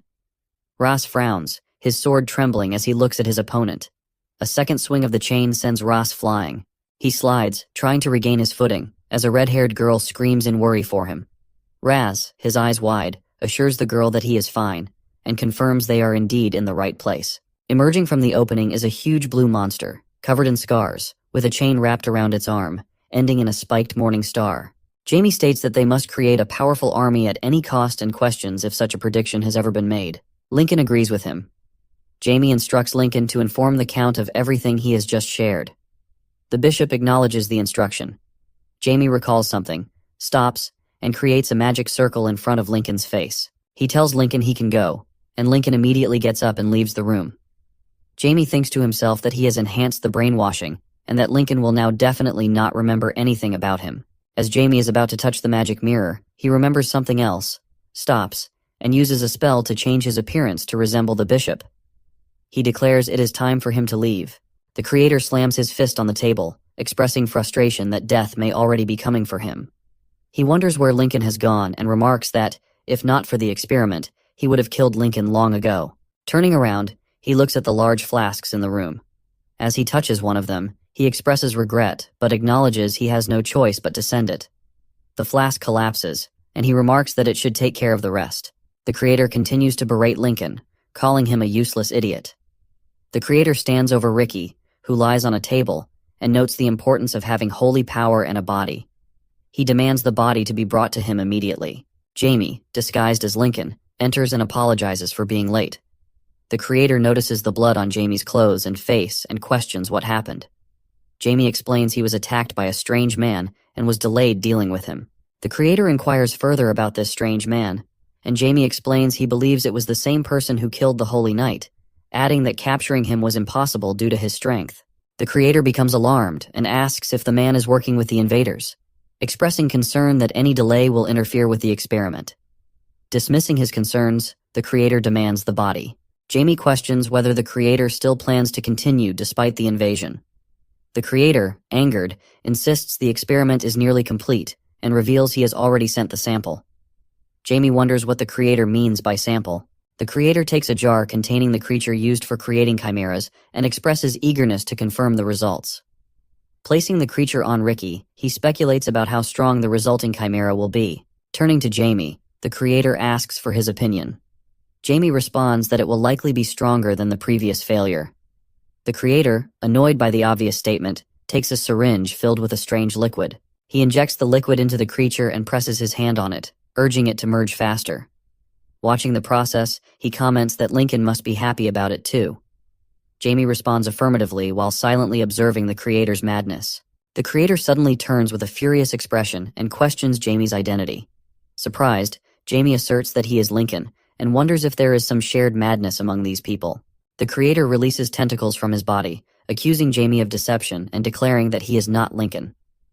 Meanwhile, a group of knights continues advancing through the building, killing monsters along the way. Ras announces that they have defeated the last monster. Moving ahead, he suggests they descend further into the building. Unexpectedly, something moves very quickly between the knights, demolishing one of them. Ras is surprised and notices the monster standing behind him. The monster grabs the knight with one hand and slams him into the ground. The pink-haired knight runs toward the monster, demanding it let the knight go. She strikes quickly and powerfully with her sword, causing a slight wound, but the monster appears unaffected. She realizes the monster is on a completely different level compared to the others. Ras observes that the space is too narrow for the monster's attacks and runs past it, thinking he needs to find a wider area. Entering another room, he turns to face the monster, which charges toward him. Channeling energy into his sword, he casts the Sword of Judgment spell, striking the monster as he runs past it. Smoke emerges from the monster's mouth, and its eyes roll back. However, the monster suddenly looks at him, completely unharmed, which shocks Ras. The monster approaches him very quickly, preparing to attack. Ras realizes he has been careless and knows it is too late to dodge. He believes he will die from the blow. Suddenly, one of the knights strikes with his sword, stopping the monster's attack by cutting into its hand. The monster screams loudly in pain. After the attack, the knights stand in front of Ras and ask if he is okay, suggesting they retreat. Ras agrees and suggests they raise the wounded knight. One of the knights says they should leave the knight behind. This shocks Ras, who demands to know what they just said. The knight explains that they were given an order to help Ras complete the task and cannot focus on distractions. Their words deeply surprise Ras, and he begins to cry. One of the knights charges toward the monster, jumping up and swinging his sword to open a path for the others. Another knight grabs Ras, insisting they must leave while the first knight distracts the monster. Ras refuses, arguing that the knight will die if he fights alone. The other knight acknowledges this, but explains that they are shadow knights, who act solely to achieve optimal results. He adds that their absolute loyalty to their lord is the sole purpose of their existence, and that their lives are merely instruments in their lord's hands. Ras is shocked and reflects on the Shadow Knight's approach, thinking it is madness to complete tasks at the cost of their own lives. He resolves never to accept such a method. The knight holds off the monster's attack with his sword, and orders the others to flee quickly. The roof above the monster begins to collapse with a loud sound. Ras watches in shock as the knight and the monster are buried under the rubble. Suddenly, a hand emerges from the debris, shocking everyone. The monster crawls out from under the rubble, holding the knight who tried to restrain it. Another knight urges Ras to flee, but Ras resists, insisting he cannot leave the knight to die. The monster smiles and squeezes the knight in its grip, causing him to scream in pain. Ras demands the monster release him immediately. Clutching his sword tightly, Ras's rage builds. The knight is surprised to see Ras preparing to fight and calls out to him. Ras releases a strong, bright energy and declares that he serves the goddess of mercy and justice, Pyro. With his eyes filled with determination, he looks at the monster and tells it to disappear. Slamming his sword into the ground, Ras channels his energy into it. The energy strikes the monster, which screams in pain. Ras looks at the monster and realizes it has borrowed the power of Divine Executioner. The Church of Pyro's Divine Executioner refers to the 7 holy knights given unique powers by the goddess of mercy and justice, Pyro. These powers are only effective for short attacks, but are followed by a strong backlash that demonstrates immense holiness. Sometime later, 2 knights pick up the wounded knight. One of them checks if he is okay, and the knight, enveloped in light energy, expresses disbelief at being alive. Ras explains that this power punishes the wicked and grants endless mercy to the righteous. A gift from Pyro, the goddess of mercy and justice. He reflects that when Marshall's strength is exhausted, all the suffering will fall on him, but he keeps this to himself. Ras assures the knight that he is glad he is okay. All the knights follow Ras, who instructs them to move on. At the same time, the creator releases several tentacles to grab Jamie. Jamie defends himself and flies upward using his wings. The creator, angered, accuses Jamie of interfering with his experiments, calling him a black magician. Jamie smirks and remarks on the irony of hearing such an accusation from someone who abuses his own body so extensively. The creator declares that what he does is true art and unveils chimera wings, announcing a special performance. Jamie, unimpressed, criticizes the wings for being in bad taste. The creator, taken aback, questions Jamie's audacity to insult him. However, Jamie interrupts to remind him of something. The creator notices the creature bound by threads of dark energy, and recognizes it as the main material. Jamie clenches his fist and blames the creator for the situation. Enraged, the creator calls Jamie a freak. Jamie creates a magic circle and mocks the creator for becoming so emotional over a broken toy, suggesting they change locations. Suddenly, a massive magic circle appears below them. The creator, surprised, realizes it is spatial movement magic. He fears that he will not survive if this magic is completed. He attempts to tear the magic apart, but fails, questioning why it does not yield. He notices the dark magical energy surrounding him, but disappears before completing his thought. They are transported to an unknown forest far from their previous location. The creator, now fearful, wonders why he was unable to break through the magic. Jamie explains it simply. The creator is terribly weak. Jamie taunts him, suggesting they have fun in the forest, but warns that when playtime is over, he will dismember the creator and make him his slave. The creator, furious, releases his tentacles and calls Jamie arrogant. Jamie easily dodges the attacks, flying up and landing on a tree branch. He notes that everything should have ended earlier. The creator smiles and reveals 2 elite chimeras, wrapping tentacles around his arm. Jamie questions about the elites but receives no further explanation. The creator strikes the tree Jamie is on with great force. Jamie takes off as the tree falls. The creator, still angry, notes that although they handled 1 chimera before, there are now 2, and he believes the knights cannot survive. Jamie criticizes the creator for having gone beyond reason. The creator counters that it is not madness, but confidence. Jamie observes the creator's body, noting that he has implanted 7 different life forms into himself, rendering him inhuman. Despite this grotesque mixture, Jamie admits the results are impressive. As the creator charges at him, Jamie smiles, concentrating energy in his hand, and resolves to make him his slave. Meanwhile, the knights enter another room. The pink-haired knight begins commenting on their surroundings, but Ras interrupts, urging them to focus on finding the child. He reflects that he has about 20 minutes left to find Ricky before Marshall's will is depleted. He and the 3 knights start searching the room. Ras approaches a door but stops when he hears a loud sound. Turning toward it, he sees a projectile created from magical energy flying toward them at high speed. He warns the others and saves the pink-haired knight. Ras looks ahead in shock and hears strange sounds. A monster appears before him, and he recognizes it as an armed chimera. He is stunned, unable to believe what he sees. One of the knights points out another hybrid chimera, warning Ras. Ras identifies the chimera as a combination of an ogre and a demonic horse, a creature that even experts struggle to handle. Doubt fills him as he wonders if he will fail to save Ricky. Gripping his sword, Ras rallies the others, commanding them to prepare for battle. At the same time, Ricky regains consciousness and finally gets up. Ricky wakes up, confused, and wonders where he is. He questions why he is there and where the priest went. Looking around the room, he notices no one else is present. Then, suddenly, Ricky turns around and sees Shino's body in a flask and is shocked by the sight. He wonders why Shino is there in such a form. Seeing Shino's condition, Ricky is unable to get words out of his mouth. He begins wondering why this is happening with them, even though they were the ones who were chosen by God. Ricky thinks how this was supposed to be a blessing, but realizes that maybe the blessings sometimes can become curses. Unable to compose himself, Ricky starts crying but forces himself to regain composure, realizing he needs to leave immediately. He turns away from the flask containing Shino's body and heads toward the door. However, just as he grabs the handle, he freezes, looks back at Shino, and silently promises to return for him. He then escapes through the door. As he runs away, Ricky thinks about the Janus Church and vows that they will not escape punishment for this. He continues running down the hallway of the church building, wondering about the noise he hears. He considers the possibility of a fight and hopes someone has come to save him. Suddenly, he comes to a halt, realizing that something is going on nearby. Looking around a corner, he notices blood on the floor, which scares him. He hesitates, thinking about going back, when Ras runs past him, shouting about an attack coming from the right and the need to escape. Overjoyed to see Ras, Ricky calls out to him. Ras, in the middle of blocking the Chimera's attack, struggles to smile and jokingly tells Ricky to call him Big Brother.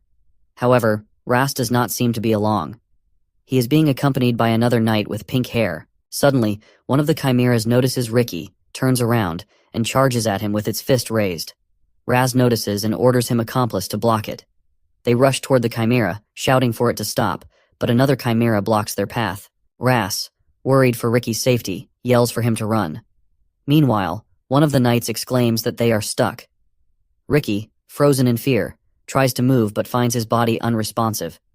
The monster rises onto its hind legs, preparing to attack. Ras channels his energy, calls out Ricky's name, and strikes twice with his sword, releasing powerful magical waves that hit the chimera. However, the chimera counters, throwing one of the knights back. The knight calls out to Ras, who stands still, calling for Ricky and crying. A large cloud of dust envelops the area, and Ras fears he has failed to save him. Ricky brushes off the dust, coughing loudly, as magic energy radiates from his body. He immediately calls out to Ras. Surprised, Ras sees the chimera's silhouette in the smoke and warns Ricky of there still being danger, urging him to run to safety. Ricky then runs toward Ras and hugs him. Ras looks back, worried about the knights battling the chimera. He then asks the knight about the situation, prompting him to explain that he can only last for 10 more minutes. After analyzing further, the knight corrects himself, telling Ras that he might not last for even 10 minutes. Ras then hugs Ricky tightly, realizing he cannot fight while protecting Ricky. He then asks Ricky to go up first. At first, Ricky objects, rejecting Ras's order. However, he soon understands that he is not helping Ras in any way, rather he is just holding him back. So he agrees, running off and telling Ras to return safe and sound. Ras raises his hand in acknowledgement but says nothing. Watching the monster closely and gripping his sword tightly, he vows to grind it into powder if it is the only one left. Meanwhile, Ricky runs down the stairs, trying to make sense of what happened. He recalls the moment when the chimera attacked him and remembers how light had scared it away. His stomach growls, and he reflects on the strange anger he felt when he saw the monster, similar to the anger he felt during his time with the gang. Just then, Ricky sees a door right in front of him and begins feeling. After reaching the door, Ricky opens it and steps outside. Catching his breath, he looks at the night sky and questions whether salvation and faith were all lies. He suddenly starts crying, thinking about his little sister, Anna, who is now alone in the orphanage. Moreover, Ricky thinks how he will not let those go away easily who dares to hurt his little sister. None of this is making sense, but suddenly, Ricky starts feeling unwell and is overcome by a terrible sensation, as if something is calling him. He walks through the forest, noticing dark energy under his feet, and follows it to its source. Meanwhile, the creator and Jamie are engaged in a fight. During the fight, the creator of the chimeras taunts Jamie for running away, remarking that he is really good at it. The creator then releases his tentacles and declares he will kill him. He throws several quick blows and loudly proclaims that Jamie must die. Jamie is surprised by the creator's relentless attacks. The creator quickly launches several of his tentacles toward Jamie, declaring that this will end him. Jamie takes off from a tree branch and dodges the attacks. Their battle causes huge explosions throughout the forest. Jamie smiles and notes to himself that the attacks are powerful and that he would not be pleased if even one of them touched him. He creates a sphere of magical energy in his hand, confident that his magic will be enough to ensure his victory if the battle continues as it is. The creator becomes enraged and calls Jamie a fool, taking off into the air and stating that the jokes are over. Jamie watches him closely, surprised by his next move. The creator raises his hand, declaring that Jamie should already be dead, and releases many tentacles, which gather around Jamie.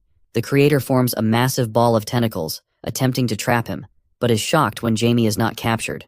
Instead, Jamie appears in a tree, unharmed.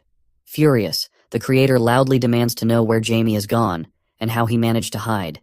Jamie, taking a moment to recover, uses his magical energy and activates the Dark Dimension spell. The creator, surprised, realizes he has fallen into a trap but dismisses it as futile, sneering that such a move cannot hold him back. Breaking free, he flies toward Jamie. Jamie is astonished that the creator could escape his spell so quickly. The creator then points his hand at Jamie, creating 2 magic circles and unleashing the tentacle hurricane spell. Large tentacles emerge from the circles, attacking Jamie. In response, Jamie generates a barrier that the tentacles cannot penetrate. He observes the creator and admires his ability to combine the chimera's traits with magic. However, Jamie questions if this is the extent of his opponent's capabilities. The creator claps his hands together and expresses his surprise at Jamie's endurance, preparing for another attack. Before he can continue, Jamie interrupts, asking what the creator intends to do. The creator is startled to hear Jamie's voice behind him. Turning to strike with his tentacles, he grows confused when he cannot locate Jamie. Angrily, he demands to know how Jamie is managing to evade him, certain he saw him in front of him.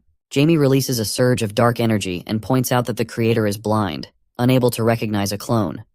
The clone, created with rank 4 dark magic, vanishes after making eye contact with the creator. Jamie channels energy into his hand and mocks the creator for his inability to evaluate an opponent's strength. He uses the body decomposition spell, which begins to affect the creator. Noticing his hand changing color, the creator panics and questions what is happening. Jamie smirks, explaining that the spell is magic that causes slow decay and collapse. The creator, furious, dismisses it as a cheap trick and tries to warn Jamie about the consequences of killing him. Jamie cuts him off, calmly stating that he has other matters to attend to. Jamie uses the black ball spell, conjuring a magic sphere made from his energy in front of him. Soon, multiple identical magic balls appear around the creator. The creator is taken aback and demands to know what Jamie is saying. One of the black balls touches a wound on the creator, and dark magical energy begins to break apart near him. He grabs his hand and lets out a loud scream of pain. Jamie explains that the black ball is a spell that amplifies pain 3-fold when touched, asking the creator what it feels like to endure suffering worse than death. The creator, enraged, insults Jamie, calling him a freak. Jamie smirks, noting his surprise that the creator can still speak, and casts the gravity spell. This spell causes the creator to immediately fall to the ground, where he crashes with a powerful explosion. Lying on the ground and writhing in pain, the creator attempts to speak. Meanwhile, Black makes a small sound. Jamie notices and acknowledges its effort, encouraging it to rest. Black disappears with another sound. The creator, struggling to rise, mutters something about the bodies inside him. Jamie comments on the immense pain that would kill a normal person and criticizes the creator for mocking his own body by filling it with chimeras. Observing the creator's broken state, Jamie doubts his usefulness, even as an undead. Placing a hand on the creator's head, Jamie decides to extract his knowledge through a spell. Suddenly, Jamie hears a strange sound behind him and quickly leaps away. Additional chimeras appear beside the creator. Realizing he miscalculated the number of chimeras present, Jamie focuses on his mana reserves and acknowledges that he has already expended too much.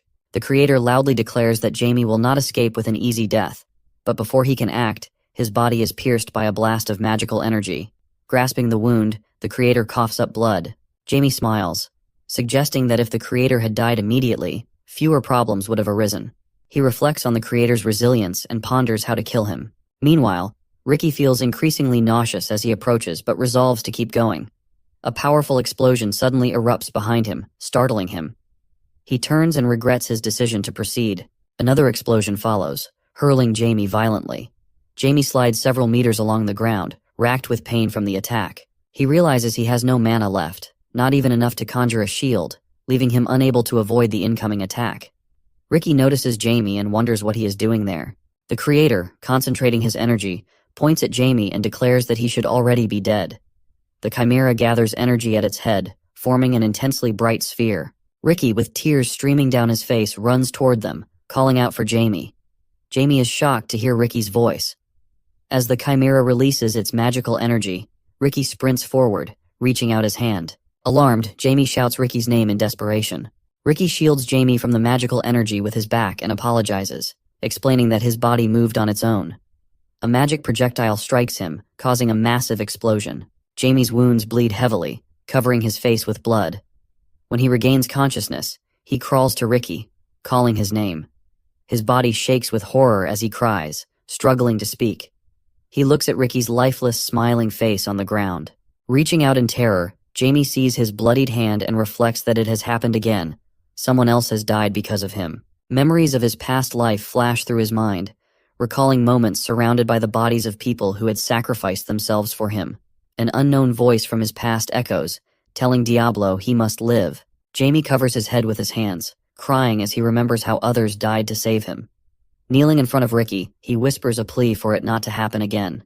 The creator interrupts loudly, mocking the emotional scene and pointing out that the little test subject managed to create such a touching moment. He declares that he will end them both. Jamie's mind drifts back to his time as Diablo. He hears the voices of comrades begging for his help, students pleading with their teacher not to leave them, and a scar-faced man crying out that they wouldn't leave him, even after death. Filled with rage and anguish, Jamie creates a magical barrier around himself and Ricky. Releasing an immense amount of energy, he activates the primal power, rebellion against the divine. The chimera feels fear in the presence of this overwhelming power, and the creator steps back in shock, realizing that Jamie's aura has completely changed. The creator's hands tremble as he panics, recognizing the danger and deciding he must kill Jamie quickly. Jamie leans over Ricky with a wild gaze, muttering that he will return soon. Standing up, he releases an even stronger wave of magical energy and grimly reflects on how he had let this power slip from his mind. The very first power he ever created. Suddenly, a skeletal hand bursts from the ground, followed by many skeletons clawing their way up. The creator is stunned and demands to know what Jamie is. Standing amidst the rising undead, Jamie calmly explains that this is an army born to rebel against the deities and confront the 12 gods. He calls it necromancy. The creator laughs nervously, doubting that weak undead could kill him. Jamie tilts his head mockingly and snaps his fingers, commanding the skeletons to attack. The skeletons charge the creator, clashing with the two chimeras and their master. One chimera growls, swiping at the skeletons and shattering their bodies with brute strength. Jamie observes calmly as a skeleton, even with part of its head missing, rises again. He coldly remarks that his subordinates have transcended death. The creator backs away, trembling in fear, and cries out for them to stay back. Before he can finish, a skeleton clamps a bony hand over his mouth. Jamie releases a wave of dark energy, declaring the forest to be his domain, where death reaps death. He welcomes the creator to his hell. The skeletons attack relentlessly, knocking the creator to the ground. His screams of pain echo through the forest. Later, Jamie approaches the motionless creator, wondering if he is already dead. His eyes catch sight of a small green ball rolling out of the creator's mouth. Picking it up, Jamie studies it carefully and realizes it is a bead of life, an artifact charged with life force. He deduces that the bead sustained the creator's mutilated body. Smiling darkly, Jamie reflects that this exceeds his expectations and decides that the bead will allow him to surpass the limitations of his child body. Gesturing to the remaining skeletons, Jamie tells them they can rest and assures them that he will summon them again someday. The skeletons crumble, their energy returning to him. Jamie coughs up blood, acknowledging that he has spent too much energy. The rebellion against the divine spell remains too difficult for him to sustain. Struggling to stay conscious, he looks at Ricky's lifeless body and whispers that he cannot let him die like this. Instead of letting Ricky sacrifice his life, Jamie proposes making him his faithful servant. Concentrating his energy, Jamie casts a spell to resurrect Ricky. Suddenly, bright energy radiates from Ricky's body, startling Jamie. Ricky's body rises, floating above the ground and glowing with intense magical light. Jamie shields his eyes from the brilliance, surprised by the unexpected turn of events. An unknown voice reverberates, questioning what is happening.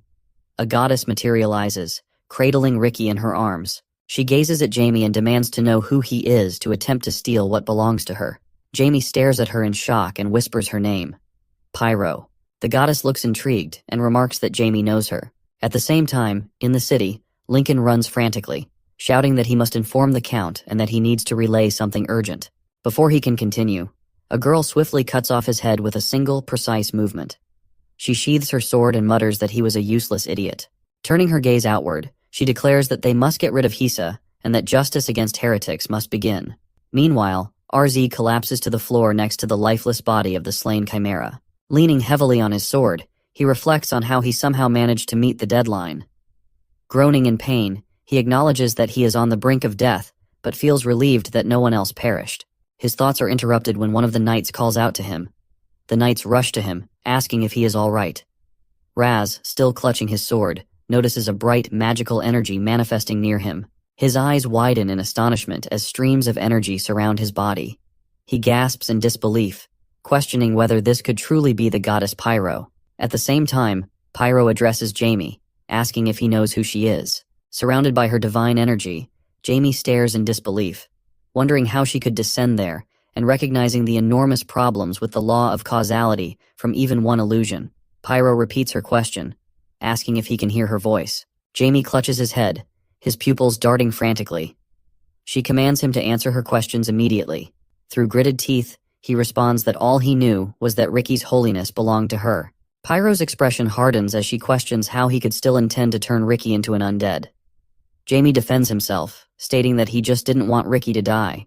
Her anger surges as she retorts that being undead is not the same as being alive, and that turning Ricky into an undead is an ultimate disrespect for the dead. She demands how he can fail to grasp the value of life. Jamie clenches his fists in rage and accuses her of being a divine fool, claiming that she and her kind belittle life and have no right to preach about its value after sacrificing all of humanity. Pyro is momentarily stunned by his outburst. She looks at Ricky, as though trying to gather her thoughts, unsure of how to respond. Jamie watches her carefully, analyzing her reaction. Pyro finally speaks with resolute determination, stating that Ricky will become her apostle, and warning Jamie that if he turns Ricky into an undead, she will never forgive him. Jamie is taken aback, repeating the word apostle in surprise. The title carries immense weight, as apostles are the closest beings to the gods, their existence elevating them to the rank of priest. They possess strength worthy of the title of the strongest holy knight. Jamie grins, realizing that while he knew Ricky possessed godhood, elevating him to the level of an apostle explains why Pyro descended. He finds the situation much more entertaining than expected. Feigning contrition, he apologizes and asks how he can make amends. Pyro narrows her eyes and questions his sincerity. Jamie smirks and reveals that the darkness has already begun to consume Ricky, claiming that half of him has already become undead.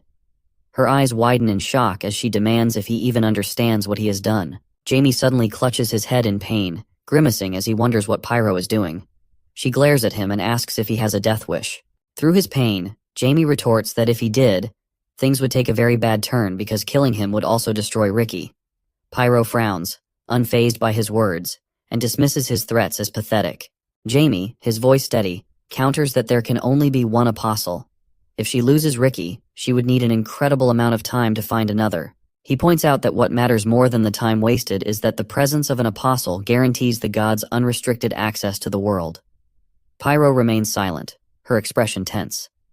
Jamie presses on, softening his tone. He reiterates that he has no desire to kill Ricky, emphasizing that Ricky is his friend. Pyro accuses Jamie of being a very vicious person, stating that he has made up a good story just to save his miserable life. Jamie responds by questioning why she made Ricky her apostle, pointing out that an apostle is no longer vitally necessary since the world exists as the 12 gods planned. He mentions the calm system they worked on together. Pyro becomes angry and demands to know how much he knows. Jamie raises his hand and explains that the holiest of the 12 gods, whose love reaches everyone, is so filled with this feeling that she received the power to destroy evil. He then speculates whether she was expelled. Pyro becomes furious, ready to say something, but Jamie smiles to himself, realizing the argument is over because she cannot lie, as it goes against holiness. She is forced to remain silent. Jamie reveals his past life's name, Diablo Volfir. Pyro is shocked to hear this name and demands to know how he knows it. Jamie replies that he is the man's legacy. Pyro internally struggles with this revelation, thinking it impossible because Volfir was elsewhere. She contemplates the situation and asks why this is happening now. Jamie extends his hand, suggesting they shake hands, but Pyro disappears, instructing him to come to her in Afton, where they will discuss everything in detail.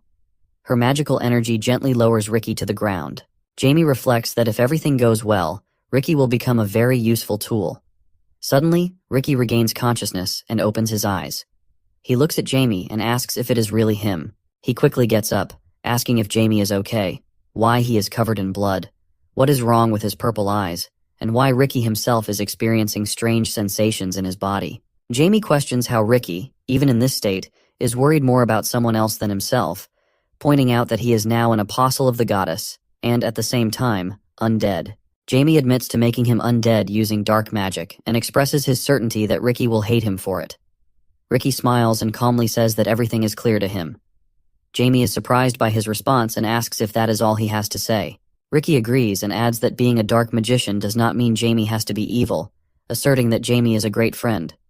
Jamie, acknowledging Ricky's kindness, admits that he sent him to a dangerous place, and even tried to kill his sister. Ricky replies that Jamie saved him and did not harm Anna, so he still considers Jamie a good person. Jamie, about to call Ricky an idiot, notices the bright energy radiating from Ricky and is surprised to see Ricky's incurable wounds disappearing. Ricky explains that he thought his idea might work, and it turns out it did. Turning around, Ricky announces that Brother Ras is approaching.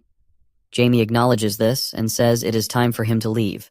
As Jamie is walking away, he starts to say something about their conversation, but Ricky interrupts, asking if he really seems that stupid, and assures Jamie that they will meet again. Later, at the branch of the Zenith Church in the city of Hiese, a man bows before Argino, identifying himself as a judge associated with the Church of the God Zenith. He apologizes and explains that due to certain circumstances, he cannot reveal his name. Argino questions what the judges are doing there. The man explains that under orders from their superiors, they have come to hunt down heretics. He hands over a jar containing a chimera, stating that after doing everything possible, they discovered this. He reveals that Father Lincoln turned out to be a heretic and was executed after confessing. Ras, observing this, is surprised and realizes that the judges are using Lincoln as a scapegoat. The judge continues, explaining that this was an important matter kept in the strictest confidence of the church, and so they conducted an investigation. Ras interrupts him angrily, calling his explanation nonsense. Argino cuts in, ending the conversation. Smiling, he sarcastically praises the judge's courage, but then shifts to a serious expression and angrily declares that killing someone in his domain is unacceptable and asks if the judge wishes to die. The judge kneels down and explains that they were punishing sinners in the church. Argino responds coldly, asserting that he is the judge in these lands and no one dares harm people in Hisa without his permission. The judge, visibly trembling with fear, begs for mercy and addresses Argino as Duke, in an attempt to make him listen to him. Argino, his voice icy, accuses the Zenith Church of God of crossing all boundaries. The judge, realizing the danger he is in but determined not to retreat, musters his courage, looks up, and accuses Argino of being too arrogant, warning him against turning his back on the church. Without hesitation, Argino swings his sword with incredible speed and severs the judge's hand. The judge cries out in shock and pain, while Argino, remaining calm, warns that the judge's other arm and head will be next if he does not leave the city. Clutching his severed hand, the judge silently reflects that this outcome is not what he had been led to expect by a certain girl. Meanwhile, Ross observes the situation in awe, recognizing how skillfully Argino has diverted attention from the chimeras and put the judge in his place. Ross feels confident that with this approach, they are certain to succeed. The judge, shaking with fear, kneels and apologizes profusely, promising that the church will pay compensation and pleading for forgiveness. Internally, he resolves to treat Hisa as an opportunity to expand the eastern lands and regain composure. Argino, ignoring the judge's pleas, walks away and declares that he will not change his decision to sever all ties with the Zenith Church of God. The judge, kneeling in defeat, accepts the outcome and agrees to leave. Ross reflects on the Duke's masterful handling of the situation and almost feels pity for their opponents. The Zenith Church eventually paid a large compensation and vanished from Hisa. Later, Ricky expresses his confusion about the sudden developments. As he and Anna receive a visitor, Anna looks at her brother and inquires about the visitor's identity. Ras kneels before them, introduces himself as the Holy Marshal of the Church of Pyro and a member of the Armatic family, and reveals that Anna will become the symbol of the Church of Pyro. He informs her that as the apostle of the goddess and a future holy lady, She will observe the world with holy eyes, and he vows to take care of her. Ricky, overcome with emotion, loudly confirms the truth of Ras's words and begins crying. He tries to express his feelings about Anna, but Ras reassures him, confirming that Anna will soon be able to open her eyes. Ricky embraces his sister joyfully, exclaiming how wonderful this news is. Anna, surprised by his reaction, smiles. The simultaneous emergence of an apostle and a saint signals impending troubles, and Ras silently prays for the strength to protect them both. Under the complete protection of the Church of Pyro, the two children are safeguarded. Meanwhile, Jamie Welton, also known as Diablo Volfir, contemplates his fate. He notes the division among the 12 gods into factions and suspects. This led Zenith to create holy knights from chimeras. He also believes Pyro has become somewhat isolated. To confirm his suspicions, Jamie determines that he must travel to Afton. Standing in the garden, deep in thought, Jamie resolves to succeed and calls for his mother with a kind expression. Sears looks at him with surprise as she notices his unusual demeanor. Jamie approaches Sears and calls her mom again. She is surprised by this and asks what has happened to him. He tells her that he enjoys drinking tea with her and Sarah. His sister responds that they enjoy it too. Sears remarks that he usually finds such things boring. Jamie, surprised, admits that this has never happened before and wonders if she has guessed something. Sears asks if he truly needs something from her. Jamie thinks he will need to try harder next time, but replies that he is simply in a good mood. Sears assures him that he can say whatever he wants, and she will listen. Jamie, taken aback, hesitates before saying that he would like to visit her homeland, the city of Afton. Sears questions his sudden interest in the city. Jamie replies that he has heard of a mountain with huge water bubbles. Internally, he cringes at having to make up such an excuse. Sears, surprised, finds his behavior amusing and teases him, saying that if he doesn't really want it, they can postpone the trip. Jamie, embarrassed, quickly interrupts and insists, even going so far as to tell her that he loves her. This makes Sears happy, and she agrees to his request, calling him her beloved son. Jamie, feeling utterly humiliated, reflects on how he is supposed to be the great dark magician Diablo Volfir. Sears then reveals that she had already planned to visit Afton next week. Jamie realizes his efforts were unnecessary, and remarks that she was already planning the trip.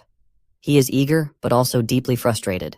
Sometime later, Jamie, still feeling depressed, mutters about Sears making him go through all of this. He thinks about how he will deal with Pyro when the time comes. Ras finds him and asks what he is doing. Jamie mentions that he was with his mom and Sarah. Ras, noticing his mood, asks why he seems so sad. Jamie dismisses it, saying that something happened, but it's nothing serious. Internally, he curses Pyro and wishes she would stay quiet. Ras, with a kind expression, reassures him that everything will get better soon. Jamie briefly wonders whether he should kill Ras. Jamie changes the subject and asks Ras what he is doing there. Ras explains that he needed to discuss something with the Duke. Jamie, surprised, asks if Ras met his father. Ras confirms this and says he felt it was important to share the news with Jamie himself.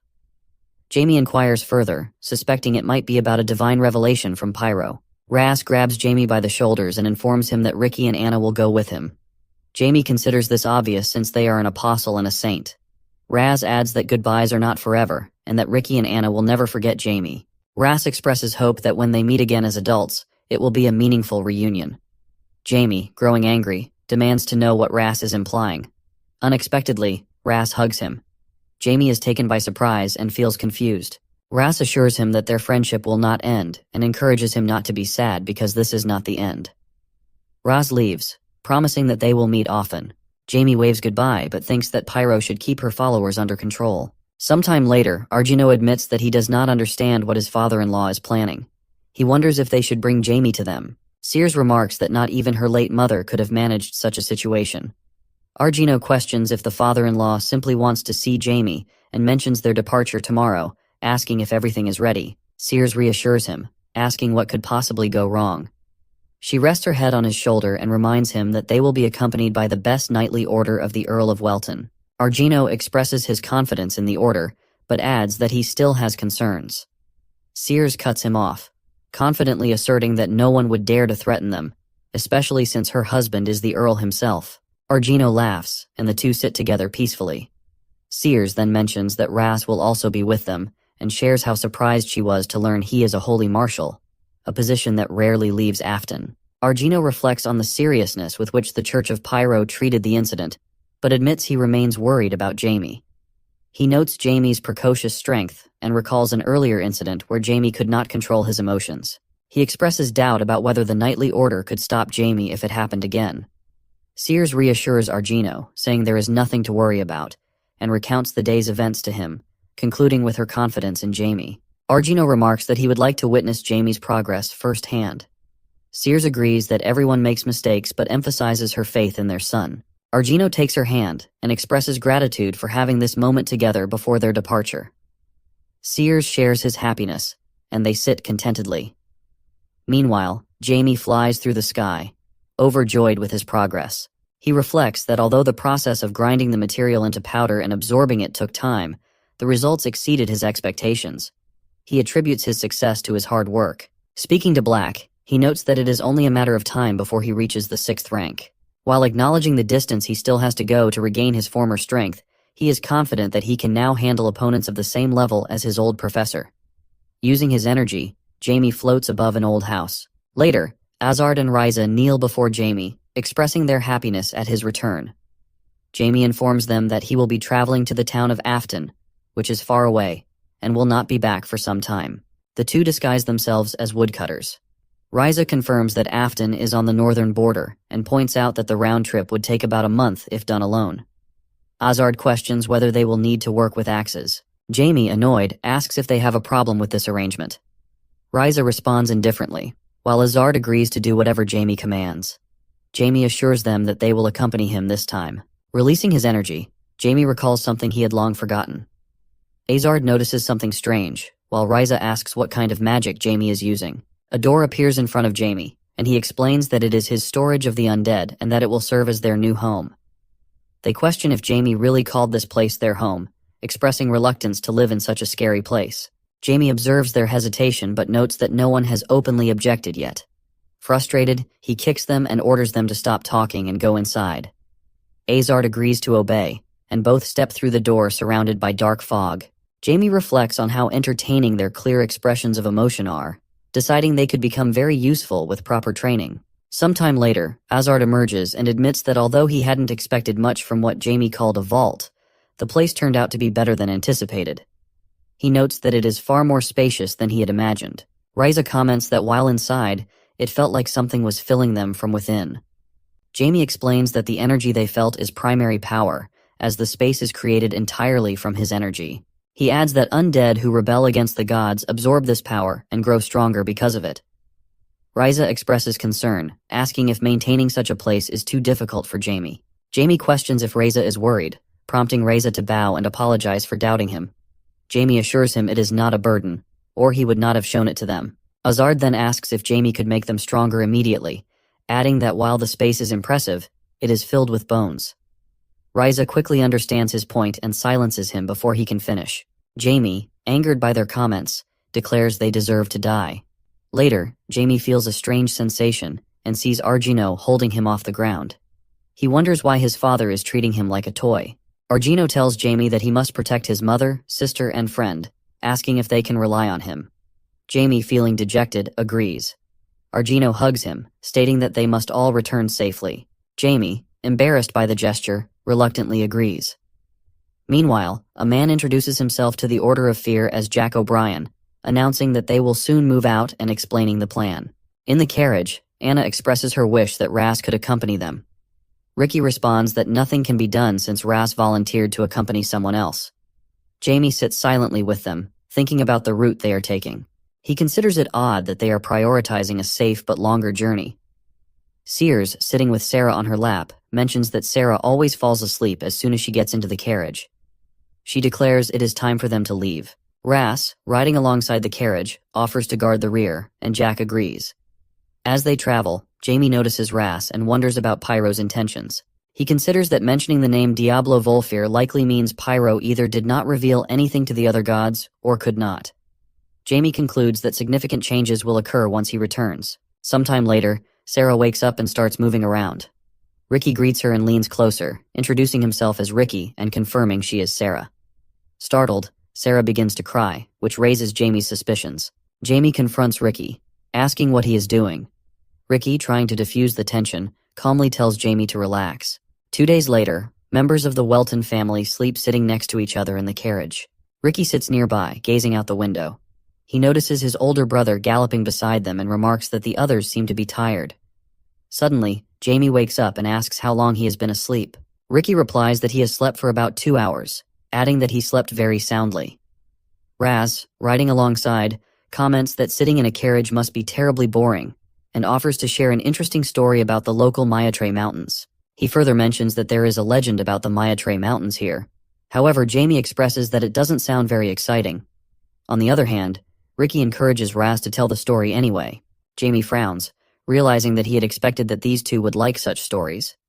Ricky then adds that Anna, who is still asleep, enjoys such tales as well. Raz then comes up with an idea, telling Ricky to listen closely so he can tell this story to Anna later. Raz then begins by recounting a legend about the Mayatre Mountains. He explains that a long time ago, when dragons roamed the skies and elves walked the forests, the mountains were originally one single rock. He continues by mentioning that on a peaceful day, 2 dragons appeared here. Hearing about the dragons, Jamie's interest increases significantly. These dragons included an evil black dragon and a benevolent blue dragon named Mayatre. Moreover, there was a woman who lived here. Mayatre used to love this woman magician a lot, but their love was doomed. Turns out that the humans and dragons were not allowed to be together by any means. As a result, the dragons who couldn't stand to see this decides to send the black dragon to find this magician woman and kill her. During their fierce battle, the rock split, and a stormy stream rushed through the valley. The evil black dragon was eventually expelled, but the woman magician also lost her life. Overwhelmed by grief, Mayatre retreated into the mountains, where legends say he remains to this day. Thereafter, Anna, who has woken up during the story, remarks that the story was very sad. She further points out how it is said that the frequent rainstorms started taking place as well. Meanwhile, Ricky is startled by Anna, wondering when she woke up. To answer Anna's question, Ras confirms, realizing that Anna knows about this story. He further explains that the minstrels refer to the rains as dragons' tears. Jamie silently contemplates the possibility that the legend might hold some truth. He realizes that the dragons were considered as mystical creatures during that time. After addressing Ras, Jamie then starts to ask a question, inquiring if there is a possibility that this story might be true. But before he can finish his questions, a lightning strike occurs. As a result, Anna lets go of a scream, scaring Sarah in the process, prompting Sears to try and calm Sarah, assuring her that everything is fine. Jamie reassures them that it is just rain, but he can't shake a sense of unease. As the carriage moves through the forest, lightning strikes a nearby tree, causing it to fall onto the carriage. The horses panic, and Sears restrains Sarah while screaming in alarm. Ricky immediately warns Anna to be careful. However, the bad luck seems to be on their side. Amid the chaos, Sears falls through the carriage door along with Sarah. Jamie, terrified, shouts for his mother and sister. Sears tearfully instructs Jamie to save Sarah first, but Jamie insists he will save them both. Using his magic, he creates ropes to pull Sears to safety. Seeing that his spell has worked, Jamie takes a sigh of relief, realizing that he has done it. So far, his plan seems to work, but his grip slips, and he begins to fall. Sears calls out to him in panic, but Jamie assures her that he has flight magic. However, this only gives Jamie a moment of relief. To his horror, he realizes that he can't use flight magic. He recognizes the phenomenon as burn mana, a high-level spell that completely nullifies magic in a given area. As he falls, a woman's voice addresses him, asking who he is. Furthermore, the woman questions Jamie if he is a dragon. At the same time, Jamie is startled, wondering if she has really said dragon. He plunges into a river and begins disappearing from the view. Meanwhile, Sears, desperate, tries to jump in after him but is restrained. She cries out, insisting her son is in the river and pleading to be let go. Holding on to the hope that her son can be saved, Sears tries everything but fails as Ricky continues to hold her back. Just then, Sears notices light magical energy surrounding her. Ricky apologizes, explaining that he only wants to help, but Sears interrupts, calling his name. On the other hand, Anna, held by Sarah, tearfully calls for her mother and brother before falling asleep. Ras kneels before Sears and reassures her, stating that Jamie's strength gives him hope that he will be fine, accepting the fact that his analysis might be a bit presumptuous. Sears then addresses Ras, but he continues explaining that this is only his optimistic perspective, but assures Sears of Jamie's extraordinary skills. He admits that the currents are dangerous, but is confident that once Jamie's magic returns, he will be able to escape unharmed. Raz even offers to go down and look for Jamie. Meanwhile, Ricky shows concern for Raz's safety. At the same time, Jack warns that the currents will be dangerous even for Raz. Ignoring their concerns, Raz assures Sears that he will return in 3 hours and not longer than that. However, Sears acknowledges the risk and tells Raz that it will be dangerous, even with Holy Marshal's powers. Even after knowing all this, Sears' concern for his son's safety sees no limits, as she requests Raz to find her son and bring him back while stretching her hand toward him. Raz then continues to get the blessings of Sears by kissing her hand, assuring her that he will return with Jamie. Later, in a cave, Jamie regains consciousness and realizes he is suspended by magical chains. Confused, he wonders where he is, what has happened, and who is responsible for all this. Just then, a woman's voice interrupts his thoughts, noting that he is finally awake. She stands before him and asks if he is a dragon. Jamie asks if he looks like a dragon. The girl replies that he really doesn't, but as soon as she sees him, she realizes he isn't far removed from dragons, though that doesn't necessarily mean anything. Jamie senses a strange hostility from her. She comments on how unusual it is for someone like him to have such potential, adding that the shape of his mana and the way he uses it strongly resembles dragons. Jamie wonders if the breath of his body is similar to that of a dragon. The girl continues, remarking that human mana breath is terrible, weak and stupid, incapable of imitating dragons. Jamie feels anger rising within him, thinking that people like her will regret underestimating him. She steps closer, noting that he is different and asking if he belongs to an elf tribe. She quickly dismisses the idea, saying even high elves are no match for dragons. Jamie responds bluntly, accusing her of being responsible for his predicament and demanding to know why she needs him. The girl grins and questions his arrogance, given that he is chained. Jamie retorts, challenging her for being tyrannical and arrogant herself, falsely accusing and kidnapping him. She approaches him and repeats the word kidnap mockingly. Jamie recalls the downpour, the lightning near the carriage, and the burning of mana, concluding it is no ordinary accident. The girl admits he is right, explaining that she dragged him there simply to see him for herself. Jamie's anger flares as he thinks about the danger she has caused his mother and sister. He stops himself, confused by his anger, and firmly demands she remove the shackles. The girl refuses, and when Jamie asks why, she smirks, telling him he looks funny in that position. Shocked, Jamie questions her response. She laughs, saying his current expression is even funnier, and admitting she almost doesn't want to free him. Jamie deduces from her behavior that she is the blue dragon, Miatre. He reflects that blue dragons are considered the gentlest among dragons, often sympathetic toward humans, much like humans are toward pets. He considers himself lucky that he hasn't encountered a cruel red or black dragon, or the infamous running dragon. He asks her why she has kidnapped him if she has mistaken him for a dragon. Miatre's expression darkens, her demeanor shifting to anger. She admits she has done it to kill him. Jamie feels her bloodlust and nervously asks if she will let him go now. She refuses outright. When he asks why, she replies smugly that it is simply because she can afford not to. Jamie wonders what she means by that. Miatre explains that if she uses him as an ingredient, she can likely create a masterclass Sparta. Jamie is stunned, realizing the implications of her words. A masterclass creation would surpass even his imagination. He catches himself, reminding himself that he is on the verge of death, and asks why she wants to kill dragons. Miatre's expression turns serious. She dismisses the question, saying it is none of his business. Jamie presses on, suggesting it might be because of her love for a person. The energy binding his wrists suddenly fades, and he falls to the ground, coughing.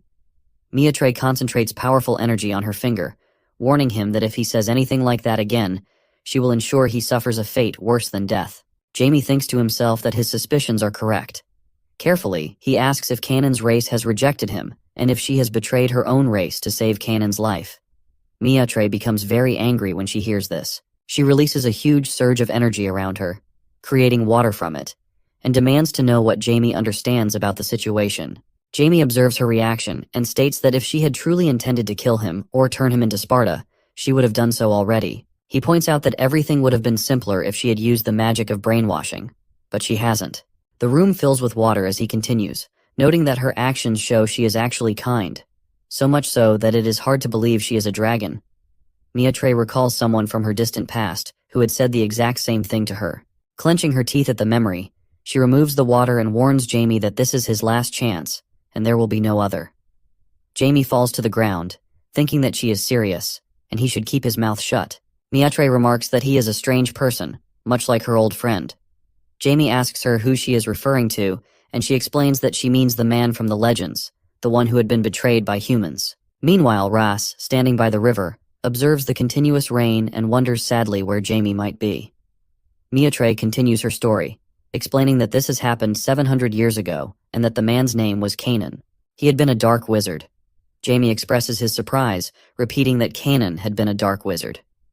Miatre acknowledges that it seems strange for a being of holy magic, like a dragon, to fall in love with someone like that. Jamie agrees it is a little unusual, but internally marvels at how extraordinary the story is. Miatre elaborates, explaining that Canaan had turned to dark magic to uncover the truths of the world. Despite being human, he was a virtuoso sorcerer who managed to reach the 9th rank. Jamie is astonished and reiterates that no one had achieved such a rank over millennia.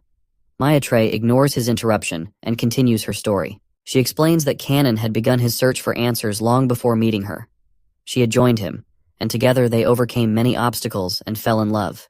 Their happiness lasted until the Dragon Lord issued an order to destroy Canaan, labeling him as evil. The dragons obeyed and began their pursuit. She describes how she and Canaan escaped, although their powers were not unlimited. Canaan eventually told her to leave, saying there was a place even the dragons couldn't reach. He assured her not to worry about him and that he wouldn't die, no matter what they did to him. Miatre reveals that he took refuge in a ruin with strong magical restrictions that allowed only one creature to enter. The Dragon Lord then decreed that Miatre would be banished for 1,000 years.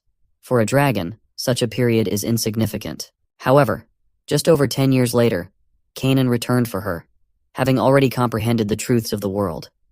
She remembered Canaan holding her bound by magical energy in his arms, and loudly challenging the dragons.